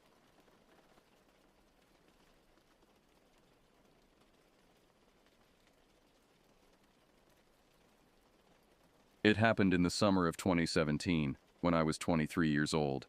I was working a dead-end office job that was slowly draining the life out of me, and I needed an escape. My friend Ava had been suggesting for weeks that we should go camping, just the two of us, somewhere far from the city. She had always been the adventurous type, while I tended to stay close to home. But something about her enthusiasm was infectious, and after another particularly grueling week at work, I finally agreed. We spent several evenings planning the trip, poring over maps and reading reviews of different campsites. Ava wanted something remote, something that would feel like a real wilderness experience. I was hesitant about going too far from civilization, but she assured me it would be fine. We'd bring plenty of supplies, tell people where we were going, and keep our phones charged in case of emergency. What could go wrong? The campsite we settled on was about 3 hours north of our town, nestled deep within a sprawling forest that stretched for miles. The reviews online were sparse but positive. People praised its isolation and natural beauty. Only one review gave me pause.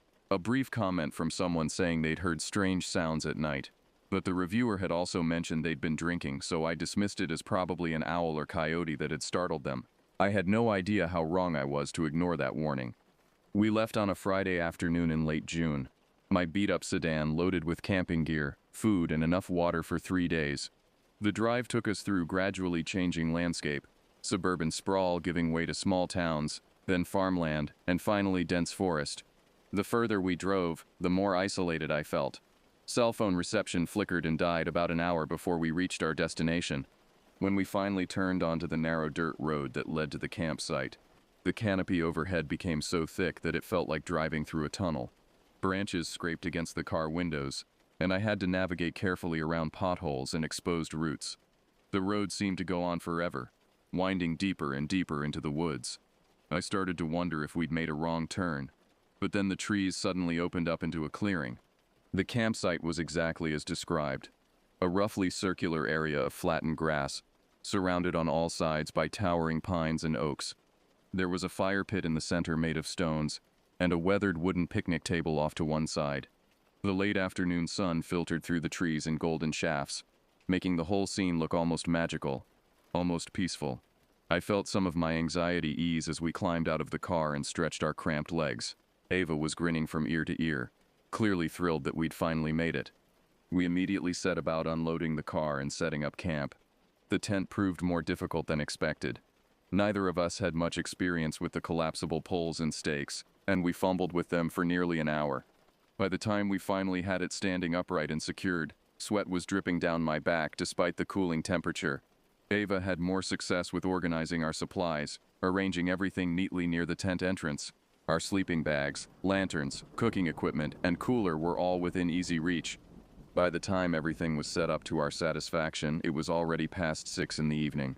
The sun was sinking lower, and the shadows between the trees were growing longer and darker. The temperature had dropped noticeably, enough that I pulled on a sweatshirt. Ava suggested we get a fire going before it got too dark to see what we were doing. We gathered fallen branches from the edge of the clearing, being careful to take only dead wood. Ava had brought newspaper and kindling, and she proved surprisingly adept at building a proper fire. Within minutes, we had flames crackling in the stone pit, sending up thin trails of smoke that disappeared into the darkening sky. We dragged 2 folding chairs close to the fire and collapsed into them, exhausted but satisfied with our work. The fire was mesmerizing. I found myself staring into the flames, watching them dance and shift, feeling the warmth on my face while the air behind me grew steadily colder. We cooked hot dogs on long sticks, holding them over the fire until the skin split and blackened. They tasted better than any meal I'd had in weeks. Afterward, we roasted marshmallows, laughing when mine caught fire and I had to blow it out quickly, leaving it charred on the outside and molten within. We talked about everything and nothing. Work frustrations, family drama, plans for the future. Ava told me about a guy she'd been seeing, how she wasn't sure if it was going anywhere. I confided that I was thinking about quitting my job, maybe going back to school. The conversation flowed easily in the way it does with old friends, accompanied by the popping of the fire and the occasional rustle of leaves in the breeze. As the night deepened, the sounds of the forest grew louder. I became aware of insects chirping all around us, a constant background noise that I hadn't noticed before. Somewhere in the distance, an owl hooted. The trees creaked and swayed. Every now and then I'd hear a crack or snap from the darkness beyond our firelight, and I'd tense up, scanning the tree line. But nothing emerged.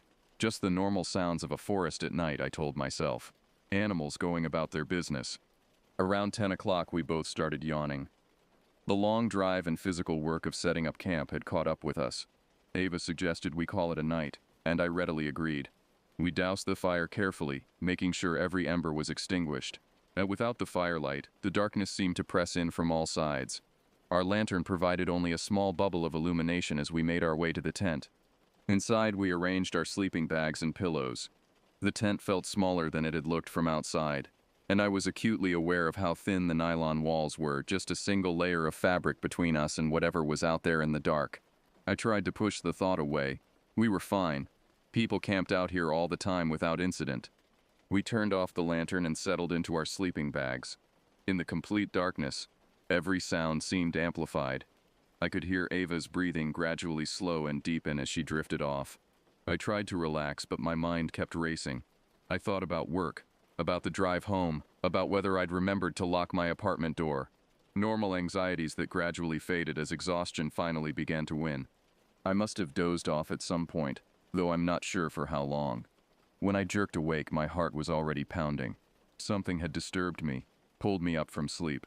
I lay there in the darkness, disoriented, trying to figure out what had woken me. The tent was pitch black.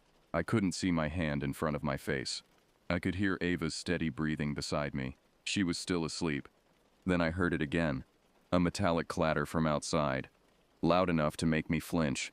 It sounded like our cooking pot being knocked over, followed by the rattle of utensils. My first thought was that an animal had gotten into our supplies. A raccoon, maybe. Or a possum.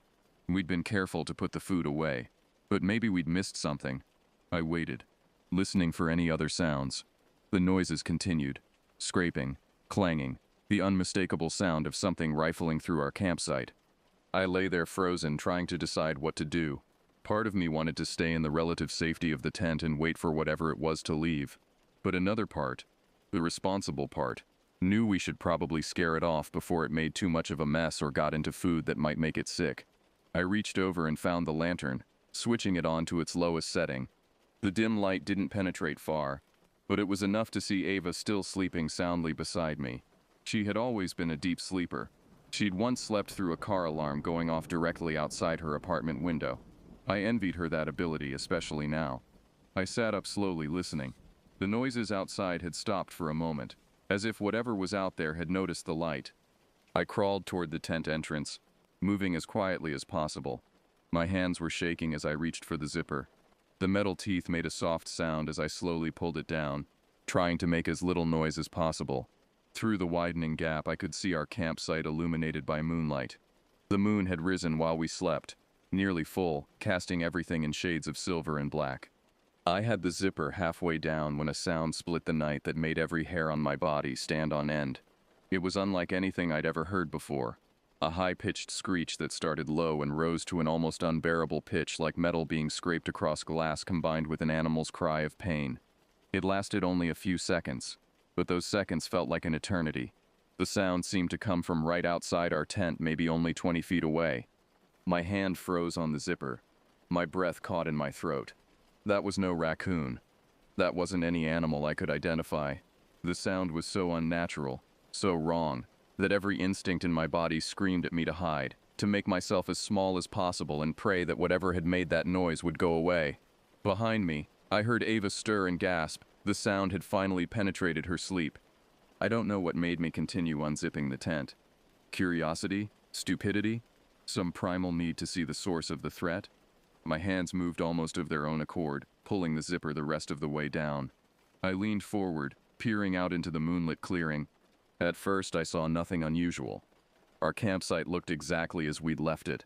The fire pit with its circle of stones, the picnic table, our folding chairs still arranged near where the fire had been. The car was parked at the edge of the clearing, its windows reflecting the moonlight. Everything looked normal, peaceful even. I felt a rush of relief. Maybe whatever had made that noise had already run off. Maybe it was farther away than I'd thought. Then I saw movement by the chairs. My eyes struggled to make sense of what I was seeing. There was something there. Something that shouldn't be. A shape that seemed all wrong. It was standing upright, taller than a person, maybe 7 feet high. At first glance, in the uncertain moonlight, I thought it might be a bear standing on its hind legs. But as my eyes adjusted, I realized it was too thin, too angular to be a bear. The thing's limbs were impossibly long and spindly, like branches or the legs of a giant spider. They seemed to bend at odd angles as it moved. Its body was covered in what looked like matted dark fur, or maybe mud. I couldn't tell which. But it was the head that truly terrified me. In profile against the moonlight, it looked elongated, almost like a deer's skull, but there was something fundamentally wrong about the proportions. The neck was too long, the shape was too narrow. As I watched, paralyzed with fear, the thing tilted its head at an unnatural angle, as if listening. Then it moved, and the way it moved made my stomach lurch. Its limbs didn't move like an animal's should. They seemed to fold and unfold in ways that defied normal anatomy, carrying it across our campsite in a jerky, disjointed gait that looked both random and purposeful. The creature paused near our cooler, that horrible head swiveling as if sniffing the air. I held my breath, not daring to move. Every muscle in my body was rigid with terror. My rational mind tried to find an explanation. A deformed bear, maybe, or a sick elk, or even just a person in some kind of costume pulling a sick prank, but nothing about what I was seeing fit those explanations. This thing was wrong. Wrong in a way that bypassed logic and spoke directly to some ancient, animal part of my brain that knew predators when it saw them. Then it screamed again. This time I was looking right at it, and I saw its jaw drop open far wider than should have been possible. The sound that emerged was even worse up close. That same metallic screeching combined with something that sounded almost like words, like someone trying to speak through a destroyed throat. The sound physically hurt, and I clapped my hand over one ear while using the other hand to frantically zip the tent closed. I scrambled backward, nearly falling over Ava in my panic. She was sitting up now, her face pale in the lantern light, eyes wide with terror. "What is that?" she whispered, her voice shaking. I couldn't answer. I didn't have words for what we'd just heard. We huddled together in the center of the tent, listening. The thing outside continued to move around our campsite. We could hear its footsteps, an irregular pattern that didn't sound like any four-legged animal. It seemed to circle the tent, and at one point I swear I saw the tent wall push inward slightly, as if something was pressing against it from outside. Ava grabbed my arm so tightly it hurt, and I grabbed her back just as hard. Neither of us made a sound. The creature let out several more cries throughout the night, each one sending fresh waves of terror through us. Sometimes they were short, almost like questioning barks. Other times they were long, drawn-out wails that seemed to go on forever. Between the screams we could hear it moving, always moving, sometimes close and sometimes farther away. At one point there was a tremendous crash as if it had knocked over the picnic table. Another time we heard metal scraping. Maybe it had found our cooking pot again. The hours crawled by with agonizing slowness.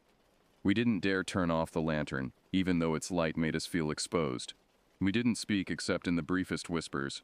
Ava suggested we try to make a run for the car, but I shook my head. The car keys were in my backpack, and even if we could get to them and unlock the door, the creature was faster than us. I'd seen how it moved. We wouldn't make it.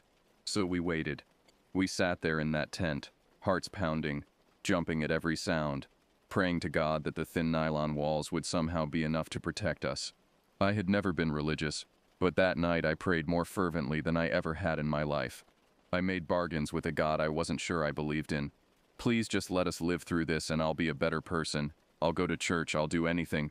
Just please don't let that thing come into this tent. Gradually, imperceptibly, the darkness began to lighten. The sounds outside became less frequent. The last scream we heard was around 4 in the morning, And after that there was only silence. We waited another hour, neither of us willing to trust that it was truly gone. The morning bird song started up. Normal, everyday birds making normal, everyday sounds, and that more than anything convinced us that the nightmare might actually be over. When the sky had lightened enough that we could see properly, we finally worked up the courage to unzip the tent. I went first, emerging slowly into the early morning air. The sun hadn't quite risen yet, but there was enough light to see that our campsite was a disaster. The picnic table was indeed overturned. Our cooler had been opened and its contents scattered. Pots and utensils were strewn across the clearing, but there was no sign of the creature. We didn't speak as we packed. We moved with frantic, desperate speed, throwing everything into the car without bothering to fold or organize anything. The tent came down in record time. We didn't care about leaving the site clean. We didn't care about anything except getting out of there as fast as humanly possible. I kept glancing at the tree line, terrified that I'd see that thing emerge from the shadows. The drive back was silent. Both of us were too shaken to talk about what had happened. We were exhausted but too wired to sleep.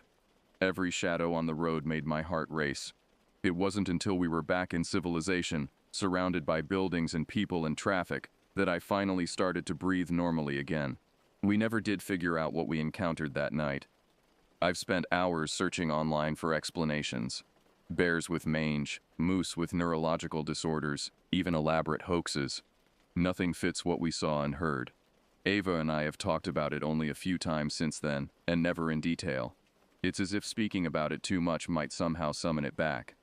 I haven't been camping since that night in June 2017. I haven't even gone for a hike in the woods. The thought of being surrounded by trees, of being that far from safety, makes my hands shake and my breathing quicken. Sometimes I still wake up in the middle of the night, heart pounding, convinced I can hear that screech, but it's only car horns or sirens or the normal sounds of the city. Whatever was out there in those woods, I know one thing for certain. Some places aren't meant for humans. Some places belong to things we don't understand and shouldn't disturb. I'll never go back to that clearing, and I'll never forget the sight of that thing moving through the moonlight, or the sound of its impossible voice splitting the night air. I pray to God I never encounter anything like it again.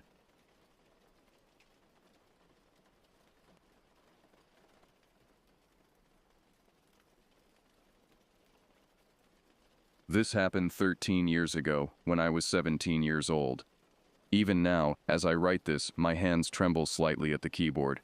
Some memories fade with time, softening around the edges until they become more like distant dreams than actual events. This is not one of those memories. Every detail remains crystalline, sharp enough to cut. It was late June when my stepfather Glenn suggested we take our annual camping trip. School had just let out for winter break, and I was already restless, counting down the days until I could escape the monotony of our suburban Queensland neighborhood. Glenn had been taking me on these expeditions since he married my mother 4 years earlier, and I'd grown to cherish them, not just for the adventure, but for the relationship we'd built in those wilderness hours, away from the complications of blended family dynamics. Glenn worked as a contractor, rough hands and weathered skin testifying to decades of outdoor labor.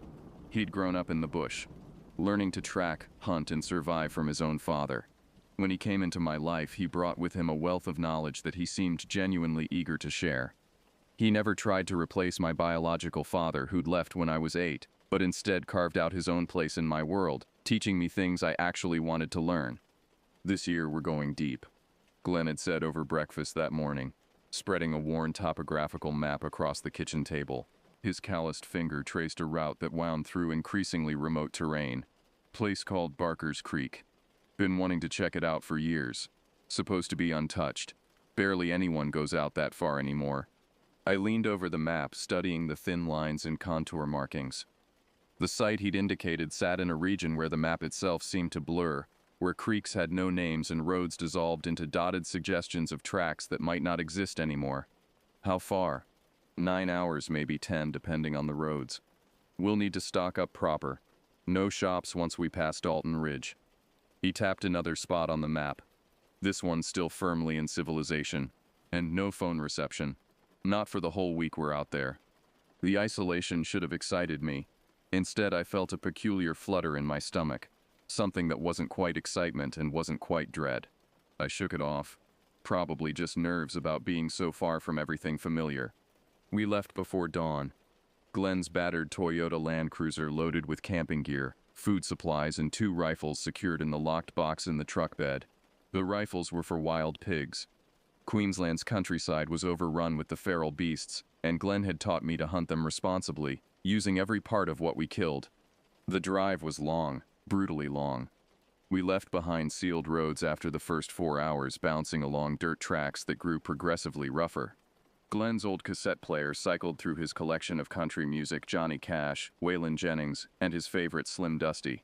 The music competed with the rattling of our supplies and the grinding of the engine as we crawled across terrain that barely qualified as a road. "Tell me again why we're going so far out," I asked around hour 7, my backside numb from the constant jostling. Glenn glanced at me, a slight smile on his weathered face. "Because that's where nobody else is. The popular spots, everyone in their dog camps there now. Rubbish everywhere. Drunk idiots on trail bikes, no respect for the land. Out at Barker's Creek, it's just us and nature. The way camping's supposed to be." I nodded, though the logic seemed less appealing as we drove deeper into increasingly desolate country. The landscape had changed over the past hours, transforming from the green farmland near home to scrubby bushland, and now to something wilder, more primal. The trees here grew different, gnarled and twisted, their bark darkened to near black. The undergrowth seemed denser, more aggressive in the way it encroached on the barely visible track. "Haven't seen another vehicle in over an hour," I observed. "Won't see one for a week," Glenn replied cheerfully. "That's the point, mate." We arrived at Barker's Creek just as the sun began its descent toward the horizon, painting the sky in shades of orange and purple that seemed almost artificially vibrant. The campsite Glenn had chosen sat in a clearing roughly 30 meters across, bordered on one side by a tree line and creek, and opening onto scrubby grassland on the other sides. It was beautiful in an austere way, the kind of beauty that feels indifferent to human presence. "Right then," Glenn said, killing the engine. The sudden silence felt massive, pressing in from all sides. "Let's get set up before we lose the light." We worked with practiced efficiency, a routine refined over years of these trips. Glenn's tent went up first, a sturdy 3-person canvas affair that had weathered countless expeditions. Mine came next, a smaller dome tent that I could assemble in under 10 minutes. We positioned them roughly 10 meters apart, both facing away from the prevailing wind. The camp kitchen came last, a fold-out table, our cooking supplies, the ice-filled coolers containing our food, and Glenn's precious camp stove. He refused to rely solely on campfire cooking, insisting a good stove was the difference between a successful trip and a miserable one. "Still got a couple hours of light," Glenn noted, checking his watch. "Want to take a quick walk, see if we can spot any pig sign?" I grabbed my rifle, a .243 Winchester that Glenn had helped me purchase with money I'd saved from working at the local grocery store. We loaded up and headed into the bush, Glenn reading the landscape with practiced ease. He pointed out tracks, disturbed earth where pigs had been rooting, and fresh droppings that indicated we'd have good hunting prospects during our stay. But as we walked, that earlier flutter in my stomach returned, stronger now. The bush felt wrong somehow, though I couldn't articulate how or why. The sounds seemed muted, not the vibrant chorus of birds and insects I'd come to expect in these environments. Instead, an oppressive quiet hung over everything, broken only by our footsteps and breathing. "You feel that?" Glenn asked suddenly, his voice low. "Feel what?" He paused, scanning the tree line. "Like we're being watched." The words sent a genuine shiver through me, validating my own unease. Glenn wasn't prone to flights of fancy. If he felt something off, there was probably a reason. We stood there for a long moment, rifles held loosely but ready, searching the shadows beneath the trees for any sign of movement.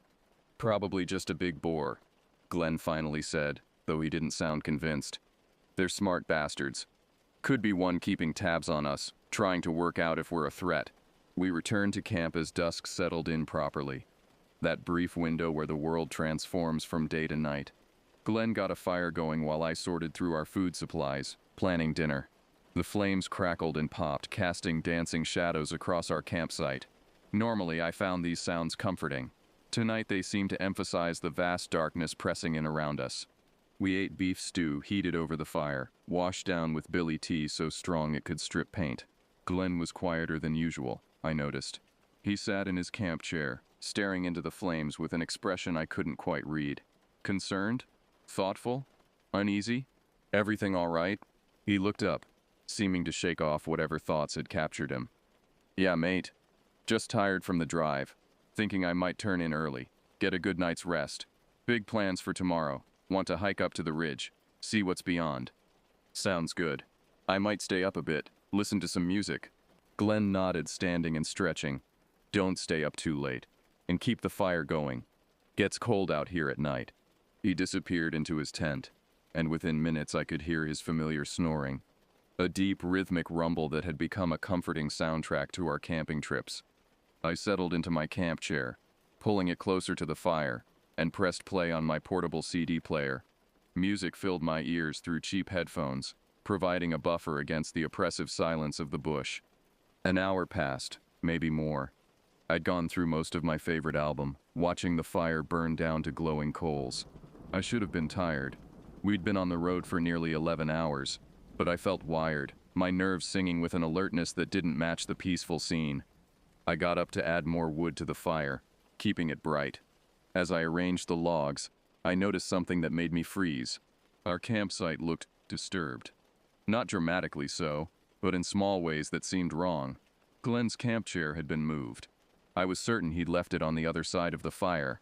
The cooler lid sat slightly ajar, though I distinctly remembered Glenn closing it firmly after dinner, and there were marks in the dirt near my tent, scuff marks that looked almost like someone had been walking around the perimeter. I grabbed my torch, a heavy maglite that could double as a weapon, and swept the beam across the campsite. Everything looked normal in the harsh white light, but that only made the small inconsistencies more unsettling. Things had been moved, someone or something had been in our camp. My first thought was another camper, maybe someone we hadn't noticed during our arrival, but that didn't make sense. We hadn't seen any other vehicles, and Glenn had specifically chosen this location for its isolation. A local? Someone who used this area regularly and didn't appreciate intruders. That seemed more plausible, but also more concerning. If someone was out here, why not just approach us directly? I considered waking Glenn, but decided against it. What would I tell him? That a camp chair had moved and a cooler was open. He'd probably laugh, tell me I was being paranoid. Maybe I was. Maybe exhaustion was playing tricks on my memory. But then I heard it. A sound that definitely wasn't my imagination. It came from the direction of the creek, a splashing noise like something large moving through water. My first thought was a pig coming down to drink. We'd hoped to find game around the water source, but the splashing continued, not the brief sound of an animal drinking, but sustained movement, as if something was wading through the creek. I killed my headphones, needing to hear clearly. The splashing stopped. The silence that followed felt expectant, heavy with tension.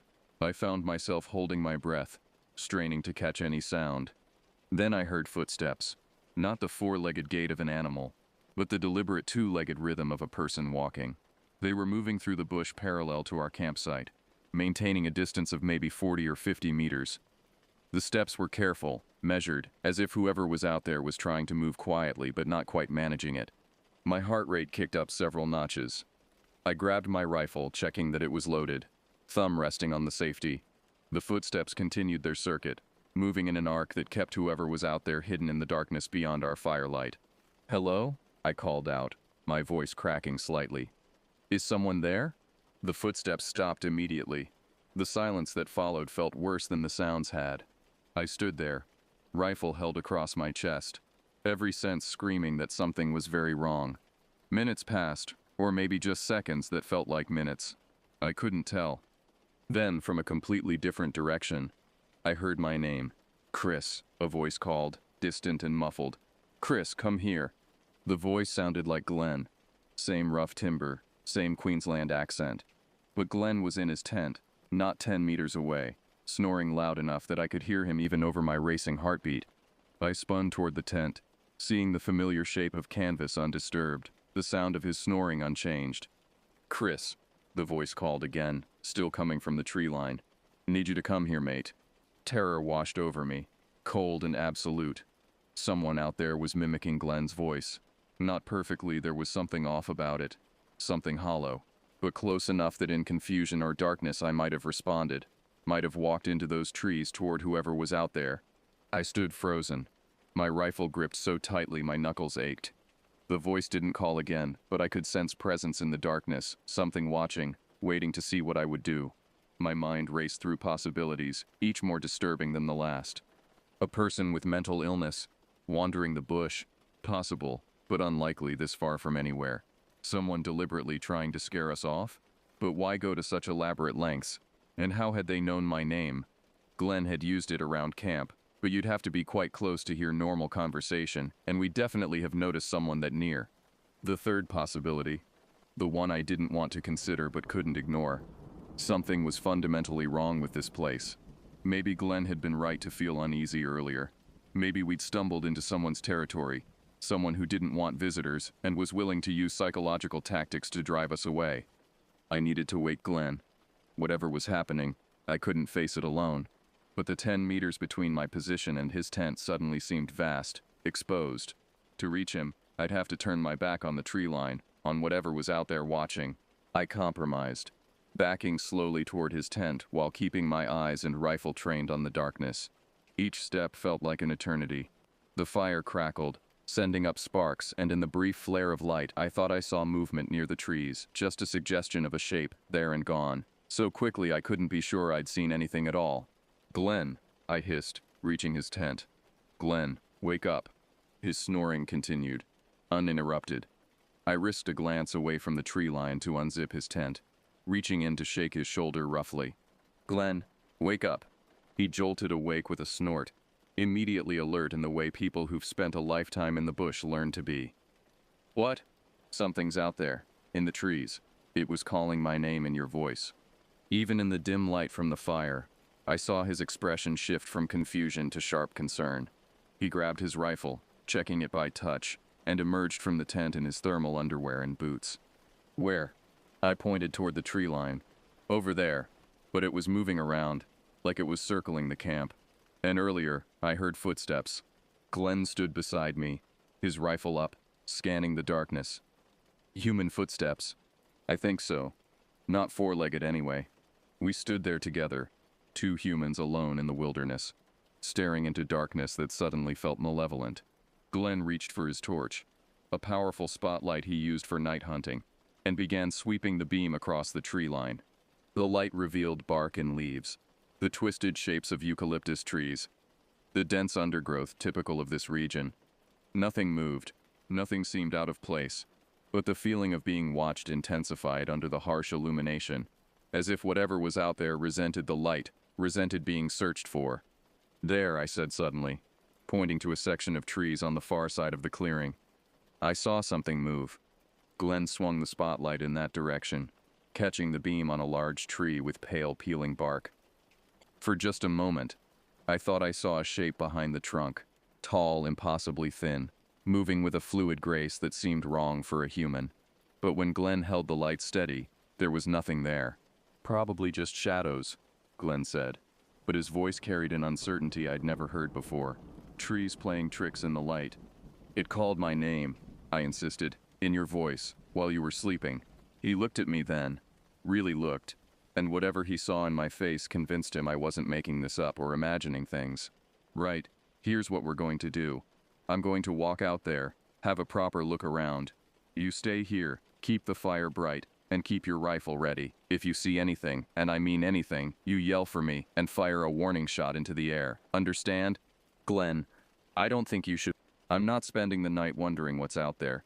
He cut me off, his voice firm. "Could be someone who needs help. Could be a dingo that's gotten too bold. Could be nothing at all. But I'm going to check. Stay alert." I wanted to argue, wanted to tell him this was a terrible idea, that every instinct I had was screaming at us to pack up and leave immediately. But Glenn was already moving, his spotlight cutting a path through the darkness as he walked toward the tree line. I watched him go, my own rifle raised, sweeping the visible area around him for any sign of threat. He reached the trees and paused, listening. I could see him in profile, illuminated by his own light, every sense focused on the bush around him. He took a step into the trees, then another, until the foliage began to swallow him. His light became a diffuse glow, filtering through leaves and branches. Then it went out. "Glenn," I shouted, my voice cracking with sudden terror. "Glenn, your light!" For 3 seconds that felt like 3 hours, There was only darkness and silence. Then the light flickered back on, and I heard Glenn curse loudly. "Battery terminal came loose," he called back. "I'm all right." But he didn't sound all right. His voice carried an edge I couldn't identify. Shock, maybe, or fear. He emerged from the tree line walking quickly, his movements stiff and purposeful. As he got closer to the fire, I could see his face clearly, and what I saw made my stomach drop. Glenn's face was pale, drained of color in a way that looked almost unnatural in the firelight. His eyes were wide, the whites showing all around the irises, and his jaw was clenched so tight I could see the muscles jumping beneath his skin. "Pack everything," he said flatly. "We're leaving. Now." "What did you see?" "Pack everything. We're leaving." "Glenn, tell me what." "Now," he barked, and I'd never heard that tone from him before. Sharp, commanding, with an underlying current of barely controlled panic. We moved into action, throwing our careful camp setup into chaos. Tents came down in minutes rather than the usual careful dismantling. We stuffed sleeping bags into their sacks without rolling them properly, tossed cooking supplies into boxes without organizing them, loaded everything into the truck bed with none of our usual methodical arrangement. Glenn kept the spotlight on while we worked, constantly sweeping it across the surrounding bush. I followed his lead with my torch, creating a perimeter of light around us as we frantically packed. My hands were shaking so badly I kept dropping things: tent poles, torch batteries, the cap to our water container. "Is it still out there?" I asked. "Don't know. Don't care. We're not staying to find out." As we loaded the last of our gear, I caught sight of something that made me stop. Near the tree line, just at the edge of where our light reached, there were marks in the dirt. They looked like footprints, but wrong, too narrow, too long, with a strange splayed shape that didn't match any human footprint I'd ever seen. And there were dozens of them, circling our campsite in a path that came within meters of where we'd been sleeping. "Glenn," I said, pointing. He followed my gaze, and his face somehow went even paler. "In the truck, now." I climbed into the passenger seat, my rifle clutched across my lap, while Glenn threw himself behind the wheel. He turned the key. The starter motor turned over once, twice. The engine didn't catch. "Come on," Glenn muttered, turning the key again. "Come on, you bastard." The engine turned over but refused to fire. Glenn pumped the accelerator. Tried again. Nothing. The truck that had never failed us, that Glenn maintained meticulously, chose this moment to be temperamental. "It's flooded," Glenn said, his voice tight. "Just needs a minute." But we didn't have a minute, because as we sat there in the cab, the lights from our torches still burning in the truck bed, illuminating the campsite we were desperately trying to leave, I saw movement at the tree line. At first, it was just a sense of something shifting in the shadows, a disturbance in the pattern of light and dark that my brain struggled to process. Then it stepped forward, and I got my first clear look at what had been stalking us. The figure that emerged from the trees defied easy description. It was humanoid in the broadest sense. 2 arms, 2 legs, upright posture, but wrong in every detail. The proportions were all off. Limbs too long and joints that seemed to bend at strange angles. The body appeared emaciated, bones visible through skin that looked waxy and pale in our lights. But it was the face that stopped my breath. Even from 30 meters away, even in the uncertain light, I could see enough to know I'd never forget it. The skull structure seemed elongated, the jaw too wide, and the mouth hung open in what might have been a grin, or might have been something else entirely. The eyes reflected our light with an animal's eyeshine, but the color was wrong, too pale, too vacant. "Jesus Christ," I whispered. The figure cocked its head, that too wide mouth opening wider, and I realized with horror that it was mimicking human posture, human curiosity.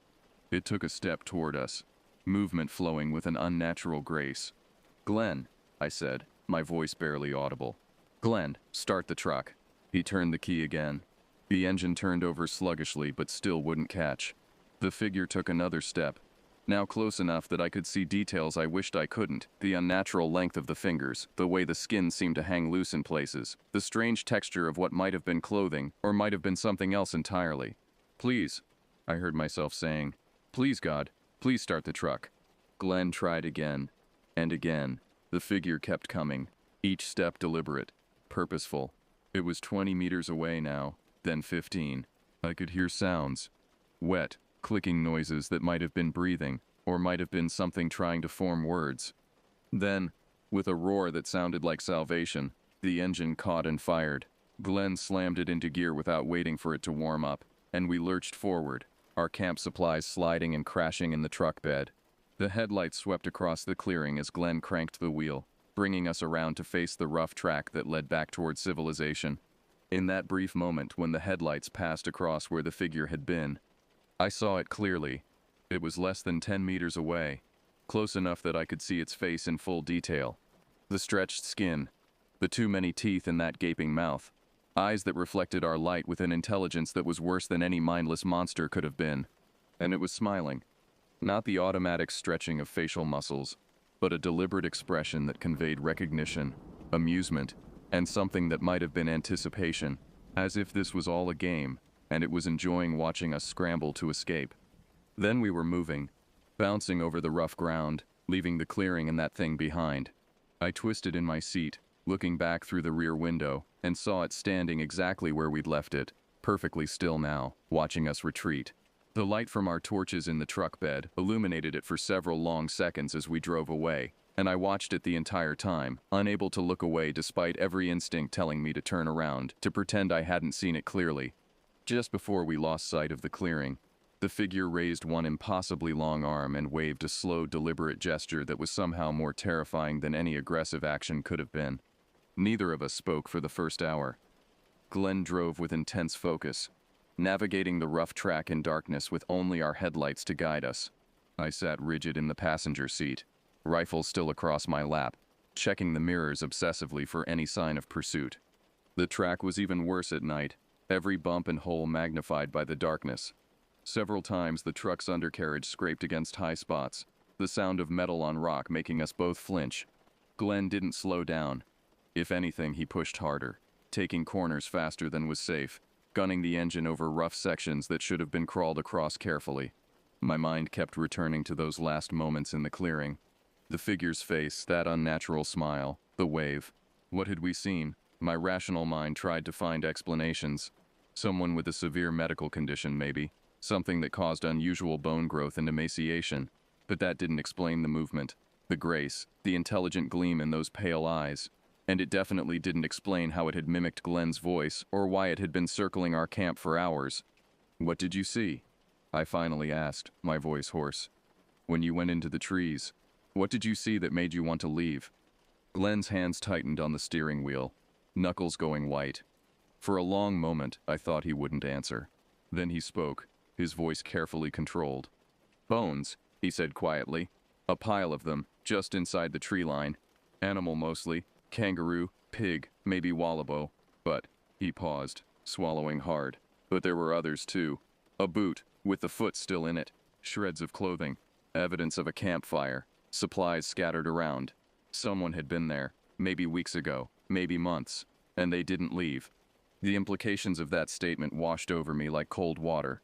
Someone else had camped at Barker's Creek. Someone who hadn't made it out.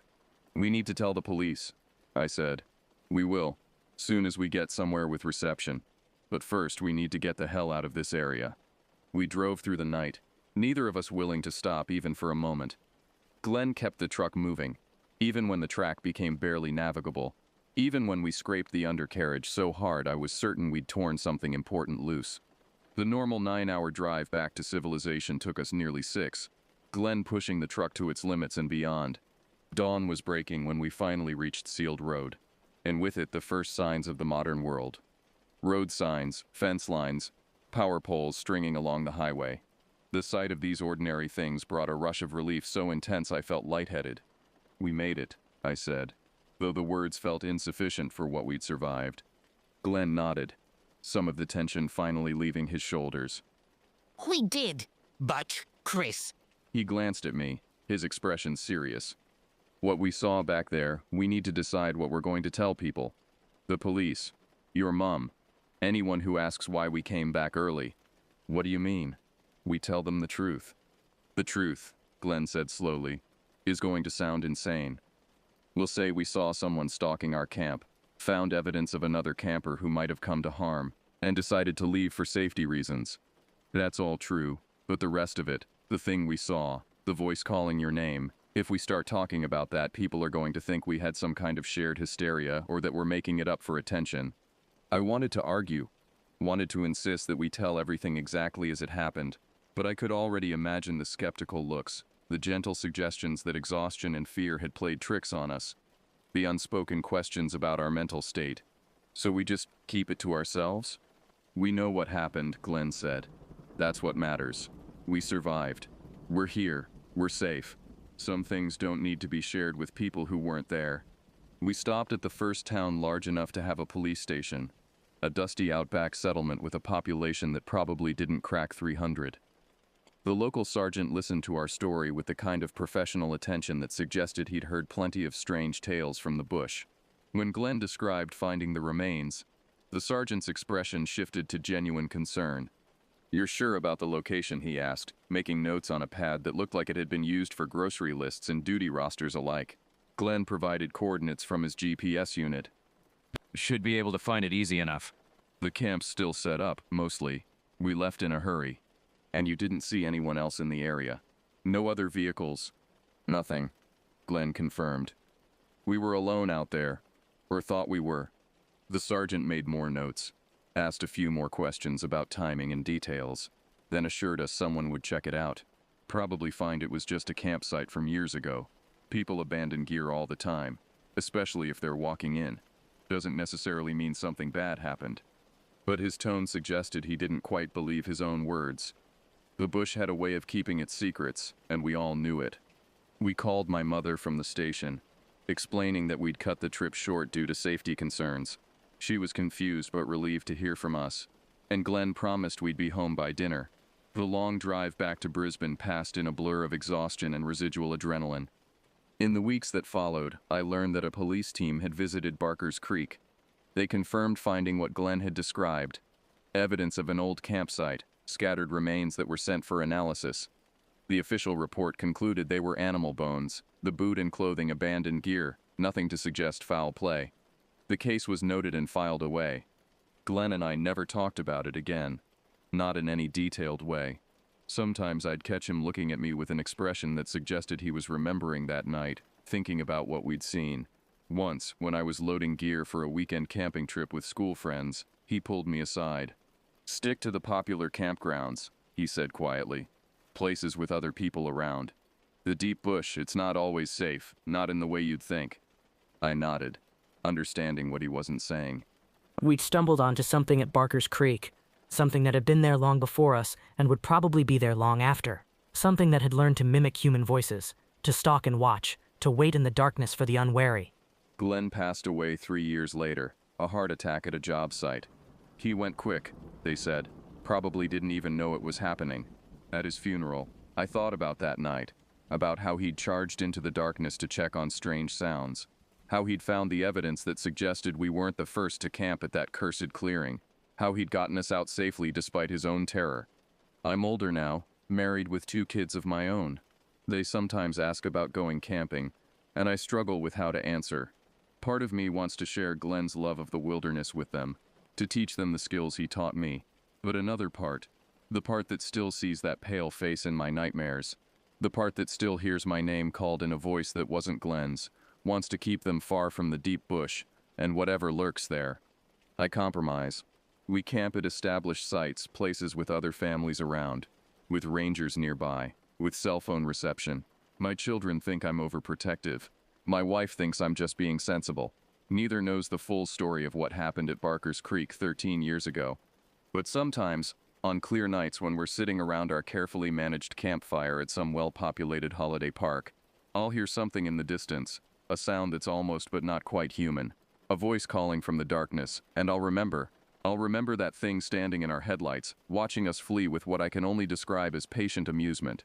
I'll remember the pile of bones Glenn found, evidence of someone who camped where they shouldn't have. I'll remember the footprints circling our tents, the hours of stalking before it revealed itself.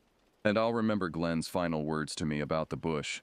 It's not always safe, not in the way you'd think. The wilderness is beautiful, mysterious, and ancient, but it doesn't belong to us, not really. We're visitors in a world that existed long before human civilization and will continue long after we're gone. Most of the time, that's fine. We camp and hike and explore, and nothing happens except memories of good times in nature. But sometimes, rarely, thankfully, we stumble onto something that reminds us we're not at the top of the food chain everywhere. We're not the only intelligent things that call the wild places home. And some of those other things have learned about us, studied us, maybe even developed their own methods of dealing with human intrusion into their territory. I don't know what we saw at Barker's Creek. I've researched, read accounts of strange sightings, tried to find reports of similar encounters. I've found a few stories that sound familiar. Campers fleeing remote sites in terror, hikers reporting being stalked through the bush, voices calling from the darkness, but nothing concrete, nothing that gives me answers. Maybe it was a person with severe mental and physical illness living wild in the bush. Maybe it was some animal I don't have a name for, something that's learned to stand upright and mimic sounds. Maybe it was something else entirely, something that doesn't fit into the neat categories our civilization has created for sorting the world. Whatever it was, it's still out there. The bush is vast, unexplored in many places, and Queensland's wilderness holds more secrets than any of us realize. Most people will never encounter anything more dangerous than a snake or a cranky cassowary. Their camping trips will be exactly what they expect, a chance to disconnect and enjoy nature's beauty. But a very small number, the unlucky ones, will stumble into the wrong place at the wrong time. They'll feel the weight of unseen eyes watching from the darkness. They'll hear their names called in familiar voices from impossible directions. They'll see something that doesn't quite fit, something that their rational minds will struggle to process. If you're one of those unlucky ones, my advice is simple: leave immediately. Don't try to investigate. Don't try to rationalize it. Don't convince yourself you're being paranoid. Pack up as quickly as you can and get back to civilization. The wilderness will always be there for another trip, another time, another place. But if you ignore the warning signs, if you stay when every instinct is screaming at you to flee, you might end up like that person whose boot Glenn found. Another scattered collection of remains in a remote clearing. Evidence of someone who camped where they shouldn't have, who stayed when they should have run. I carry a reminder of that night everywhere I go. Not a physical object, but something just as permanent. It's the knowledge that the world is stranger and more dangerous than most people realize. It's the memory of a face that wasn't quite human, of intelligence behind pale eyes, of something that had learned to hunt humans the way we hunt animals. And it's the absolute certainty that if I ever, by accident or misfortune, find myself at a place like Barker's Creek again, I'll recognize it immediately. I'll feel that same oppressive weight of being watched, that same wrongness in the air, and I'll leave without hesitation, without second guessing, without waiting to see what emerges from the trees. Glenn understood that in a way I didn't, not at first. He'd spent his whole life in the bush, had probably encountered strange things before that night, had learned which boundaries shouldn't be crossed. He tried to teach me not just survival skills but respect for the wilderness and awareness of its dangers, both the ones you can see and the ones you can't. I wish I could thank him for that. I wish I could tell him that his lessons probably saved both our lives that night, that his quick thinking and willingness to flee rather than fight got us home safely. I wish I could ask him if he'd encountered something similar before, if he'd known what we were dealing with even before he found those bones. But he's gone now, and I'm left with memories, questions, and a story that sounds too unbelievable to share with anyone who wasn't there. Most days that's fine. I go about my normal life, work my job, raise my kids, and that night at Barker's Creek feels like a distant nightmare. But sometimes when I'm alone, when it's dark, when the wind is blowing just right, I'll hear something that sounds almost like my name being called. And for just a moment, I'm 17 again, standing in a remote clearing, watching something that shouldn't exist smile at me with too many teeth. Those are the nights I don't get much rest. Those are the nights I remember that the world is bigger and stranger than we admit, that there are places humans probably shouldn't go, and things we're better off never meeting. This is my story. This is what happened at Barker's Creek 13 years ago. I've never told it in full before, but writing it down feels important somehow. Maybe as a warning to others who might stumble into similar situations. Maybe as a way to honor Glenn's memory and the lessons he taught me. Maybe just to prove to myself that it really happened, that I didn't imagine the whole thing. Whatever you choose to believe, whatever explanations you prefer, I can only tell you what I know. There are things in the Australian wilderness that defy easy explanation. Places where the rules work differently, where human presence is tolerated but not welcome. And if you're unlucky enough to find yourself in one of those places, your only rational choice is to leave immediately. The bush is beautiful. The bush is ancient. The bush is unforgiving. And sometimes the bush watches back.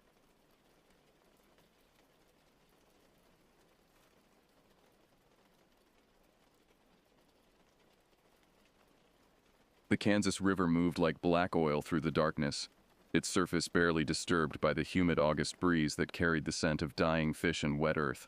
My friends and I had been coming to this park in Shawnee for years, drawn by its isolation and the way the ancient cottonwoods created a natural cathedral along the water's edge. But tonight felt different. The fog rolled in thick and suffocating, transforming familiar landmarks into grotesque shadows that seemed to writhe and pulse in the dim moonlight. We had parked near the boat ramp as usual, our footsteps muffled by the damp grass as we made our way toward our favorite spot, a clearing where the trees formed a natural amphitheater. The fog clung to everything, reducing visibility to mere feet in any direction. Every breath felt heavy, laden with moisture that seemed to coat the inside of our lungs with each inhalation. "This is some horror movie shit," one of my friends muttered, his voice barely above a whisper. The fog seemed to swallow sound, making even our quiet conversation feel intrusive in the oppressive silence. That's when I saw it. At first, I thought it was just another tree trunk, pale and slender against the darker bark of the cottonwoods. But then it moved, a subtle rhythmic swaying that made my stomach clench with inexplicable dread. The movement was hypnotic, pendulum-like, as if the thing was hanging upside down and letting gravity pull it back and forth. But it wasn't hanging, it was standing, perfectly balanced on legs that seemed too thin to support even its slight frame. The creature stood about 5 feet tall, its skin so pale it seemed to glow with its own sickly luminescence. In the dense fog it appeared translucent, almost spectral, as if it existed only partially in our world. Its limbs were elongated and unnaturally thin, giving it the appearance of something that had been stretched on a medieval rack. The torso was narrow, almost concave, with ribs that showed through the alabaster skin like the bars of a cage. But it was the eyes that froze the blood in my veins. 2 brilliant yellow orbs stared at us from a face that was almost human but wrong in every conceivable way. The eyes were too large, too bright, and they seemed to pulse with their own internal light. They reminded me of the eyes of deep-sea creatures, adapted for perpetual darkness, glowing with bioluminescent fury. The yellow was not the warm amber of autumn leaves, but the sick, jaundiced color of infection and decay. The face itself was a nightmare of sharp angles and hollow planes. The cheekbones jutted out like knife blades, casting deep shadows that made it impossible to determine if the creature had a nose or just 2 black holes where one should be. The mouth, if it could be called that, was a thin, lipless slash that seemed to extend too far toward the ears, giving the impression of a permanent sardonic grin. My friends stood frozen beside me, their breathing shallow and rapid. The creature didn't seem to notice us at first, or if it did, it showed no sign of concern. It simply continued its rhythmic swaying, back and forth, like a metronome keeping time to some unholy symphony only it could hear. The fog swirled around it, and for a moment I lost sight of the thing entirely. When it cleared, the creature was gone. "Did you see that?" I whispered, my voice barely audible even to myself. My friends nodded, their faces pale and drawn. We stood there for what felt like hours but was probably only minutes, staring at the empty space where the creature had been. The fog continued to roll across the park, and every shift in the mist made us jump, expecting to see those terrible yellow eyes materializing from the gloom. Park around us felt different now, charged with a malevolent energy that made the hair on our arms stand on end. The familiar sounds of the night, the rustle of leaves, the distant call of night birds, the gentle lapping of water against the shore, all seemed muted and distorted. It was as if the very air had become thick and viscous, pressing against us from all sides. We didn't speak as we made our way back to the car. Each step felt deliberate and careful, as if the ground itself might give way beneath us. The fog seemed to follow us, tendrils of mist reaching out like grasping fingers. I could feel eyes on us. Not just the yellow orbs we had seen, but others, hidden in the darkness, watching our every move. As we reached the parking area, I turned back one last time. The fog had grown thicker, if that was possible, and the park had disappeared entirely into the white void. But just for a moment, I thought I saw movement in the mist. Multiple shapes, pale and swaying, keeping time to that same unholy rhythm. The drive home was conducted in complete silence, each of us lost in our own thoughts, trying to process what we had witnessed. The warm interior of the car felt like a sanctuary, but even there, I couldn't shake the feeling that something was fundamentally wrong with the world. The familiar streets of Shawnee looked different somehow, as if we were seeing them through a lens that had been slightly distorted. That night, sleep eluded me entirely. Every time I closed my eyes, I saw those yellow orbs staring back at me, pulsing with their sickly light. I found myself checking and rechecking the locks on my windows and doors, though I couldn't say exactly what I was trying to keep out. The darkness outside seemed deeper than usual, filled with shapes that moved just beyond the edge of perception. When dawn finally broke, I felt no relief. The sunlight seemed wan and inadequate, unable to fully banish the shadows that had taken root in my mind. I knew, with a certainty that chilled me to the bone, that what we had seen in the park was not a one-time occurrence. The creatures were there, in the fog, in the darkness, waiting and watching. And somehow I knew we would see them again. 3 weeks passed before we returned to the park. 3 weeks of restless nights and lingering unease, of conversations that died abruptly when one of us mentioned what we had seen. We tried to rationalize it, to explain away the impossible sight that had seared itself into our memories. Maybe it was just a trick of the fog, a play of light and shadow that our frightened minds had transformed into something sinister. Maybe we had all succumbed to some form of group hysteria, feeding off each other's fear until we had conjured a monster from nothing. But deep down, we all knew better. The creature had been real. The memory of those yellow eyes remained as vivid and terrifying as the moment we had first seen them. And despite our fear, or perhaps because of it, we found ourselves drawn back to the park like moths to a flame. This time, we came prepared. Flashlights, cameras, even a digital recorder to capture any sounds the creatures might make. We told ourselves we were being scientific, methodical. We were going to document whatever we found and prove to ourselves and others that these things existed. But the truth was simpler and more disturbing. We were addicted to the fear, to the terrible thrill of standing on the edge of something vast and unknowable. The fog was thicker tonight, if that was possible. It rolled off the Kansas River in dense, suffocating waves, transforming the park into an alien landscape where familiar landmarks became grotesque and threatening. Our flashlights seemed pathetically inadequate against the oppressive darkness, their beams absorbed by the mist after only a few feet. We made our way to the same clearing where we had seen the creature before, moving slowly and quietly, though the fog muffled our footsteps to the point where we could barely hear ourselves walking. The silence was absolute, broken only by the sound of our own breathing and the distant murmur of the river. That's when we heard it. A soft rustling in the trees above us, like the sound of leaves stirring in a non-existent breeze. But there was no wind tonight. The air was still and heavy, pregnant with moisture and something else. Something that made our skin crawl with primal dread. The rustling grew louder, more pronounced, and we realized it wasn't the sound of leaves at all. It was the sound of movement, of multiple forms shifting and swaying in the branches above our heads. The fog made it impossible to see clearly, but we could make out vague shapes among the cottonwoods, pale forms that seemed to blend with the mist itself. "There," one of my friends whispered, pointing up into the canopy. "Do you see them?" I followed his gaze and felt my heart stop. They were everywhere, dozens of them, maybe more, perched on branches like some unholy congregation. The pale, elongated forms swayed in unison, their movements creating a symphony of whispers and creaks that seemed to come from the trees themselves. Their eyes blazed like stars in the darkness, yellow and unblinking, focused on us with an intensity that made my skin feel like it was crawling with insects. They didn't move toward us, didn't make any aggressive gestures, but their presence was overwhelming, suffocating. The air itself seemed to thicken with their attention, pressing against us like a physical weight. One of them was closer than the others, perched on a low branch not 20 feet away. In the pale glow of our flashlights, I could see it more clearly than I had that first night, and the details made my stomach turn. Its skin was not merely pale, it was translucent, revealing the dark network of veins beneath like a roadmap of corruption. The limbs were jointed in ways that defied human anatomy, bending and flexing at angles that should have been impossible. The face was even more disturbing in the direct light. The yellow eyes were set deep in sockets that seemed too large for the skull, giving the impression of a creature that was all eyes and hunger. The nose was barely a suggestion, just two slits that flared and contracted with each breath.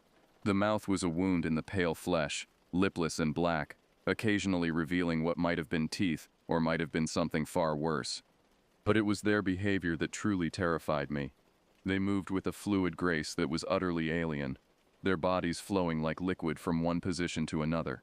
The swaying motion we had first observed was constant, hypnotic, as if they were all connected to some invisible conductor orchestrating their movements, and they were completely silent. No breathing, no sounds of movement, just the soft whisper of air displaced by their presence. We stood transfixed, unable to move or speak, as the creatures continued their vigil. They seemed to be studying us, cataloging our every movement and expression with those terrible yellow eyes. I had the disturbing sensation that they were not just looking at us but through us, seeing something in our souls that we ourselves were unaware of. The fog began to shift and swirl, and suddenly the creatures were in motion. They moved with impossible speed, flowing from branch to branch like liquid shadows. One moment they were there, the next they had vanished into the mist, only to reappear somewhere else entirely. The movement was so fast it seemed to defy physics, creating afterimages that lingered in our vision like burned retinas. One of them, the closest one, suddenly dropped from its perch, landing silently on the ground just outside our circle of flashlight beams. It stood there for a moment, perfectly still, its yellow eyes fixed on mine. Then it began to move toward us, not walking but gliding, its feet barely touching the ground. We broke and ran. The fog seemed to come alive as we fled, reaching out with tendrils of mist that grasped at our clothes and faces. Behind us I could hear the soft whisper of movement, the creatures following us through the darkness with their inhuman grace. They moved through the fog like ghosts, their forms appearing and disappearing in the mist, always just at the edge of vision. We reached the car and dove inside, slamming the doors and locking them with trembling hands. The engine turned over on the third try, and we sped away from the park as if the hounds of hell were at our heels. In the rearview mirror I caught a glimpse of pale forms standing at the edge of the parking area, watching us disappear into the night. The drive home was a nightmare of paranoia and terror. Every shadow seemed to harbor those yellow eyes. Every movement in the fog might be one of the creatures keeping pace with our car. We drove in silence, but the fear was palpable, filling the vehicle like a toxic gas. When we finally reached safety, we sat in the car for a long time, unwilling to venture out into the darkness. The familiar streets of our neighborhood seemed like foreign territory now, potentially hostile ground where anything might be lurking in the shadows. That night I dreamed of yellow eyes and pale forms moving through endless fog. I woke several times, convinced I could see shapes outside my window swaying in the darkness like living pendulums. The rational part of my mind tried to dismiss it as imagination, but the primal fear that had taken root in my soul knew better. The creatures were real, and they were watching us. Even now, even here, in the supposed safety of our homes, I could feel their presence pressing against the boundaries of our world, waiting for the right moment to reveal themselves again. And deep down, I knew that moment was coming soon. The phone call came 3 days later, just as the sun was setting and the shadows began to grow long across my backyard. It was my friend's voice, tight with excitement and fear. "You need to come down to the farm off Highway 7, he said without preamble. "There's a farmer here who's been seeing them too. He wants to talk to us." The farm was a ramshackle affair, the kind of place that had been slowly dying for decades. The barn leaned at a precarious angle, its red paint faded to the color of dried blood. The farmhouse itself was little better, with warped siding and windows that caught the dying light like dead eyes. But it was the farmer himself who truly disturbed me. He was ancient, his skin weathered and cracked like old leather, his eyes the pale blue of winter sky. When he spoke, his voice was a rasp that seemed to come from somewhere deep in his chest, as if the words had to fight their way past years of accumulated dust and sorrow. "I've been seeing them for near on 30 years, he said, gesturing toward the tree line that bordered his property. "Started just after I bought this place. Thought I was going crazy at first, seeing things in the fog that couldn't be there." We sat on his porch as darkness fell, the old boards creaking under our weight. The fog was beginning to rise from the low places in his fields, and I could already feel that familiar prickle of dread along my spine. "What do they do?" I asked, though I wasn't sure I wanted to know the answer. The farmer's eyes took on a distant look as if he was seeing something far beyond the present moment. "They watch," he said simply. "Always watching. But it's gotten worse over the years. They're getting bolder, coming closer to the house. He pointed toward a copse of trees about 100 yards away.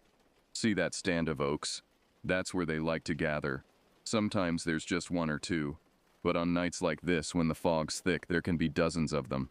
They stand among the trees, swaying back and forth, and those yellow eyes, God, those eyes. As if summoned by his words, the fog began to thicken around the oak trees. And there, barely visible in the growing darkness, I could see them, pale forms moving among the shadows, their eyes gleaming like malevolent stars. Even at this distance, the sight of them made my blood run cold. They move so fast, the farmer continued, his voice dropping to a whisper. Faster than anything has a right to move. I've seen one of them cross half a mile in what seemed like the blink of an eye. 1 second it was at the far end of the field, the next it was standing right at the edge of my porch. He paused, his ancient hands trembling slightly as he reached for a glass of water. That was 2 weeks ago. I haven't slept right since. Keep thinking I'm going to wake up and find one of them standing beside my bed, just watching. The creatures in the oak grove had multiplied as the fog thickened.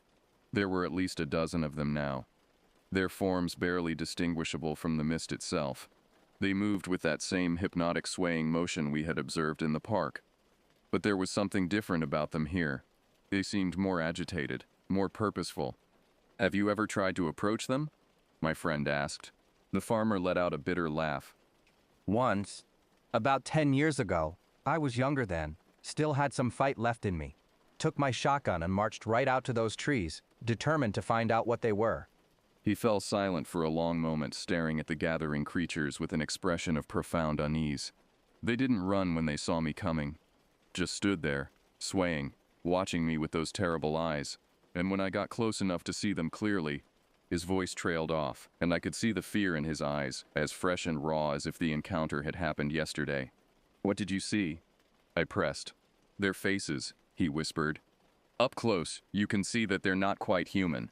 The proportions are all wrong, like someone tried to sculpt a person from memory but got the details mixed up.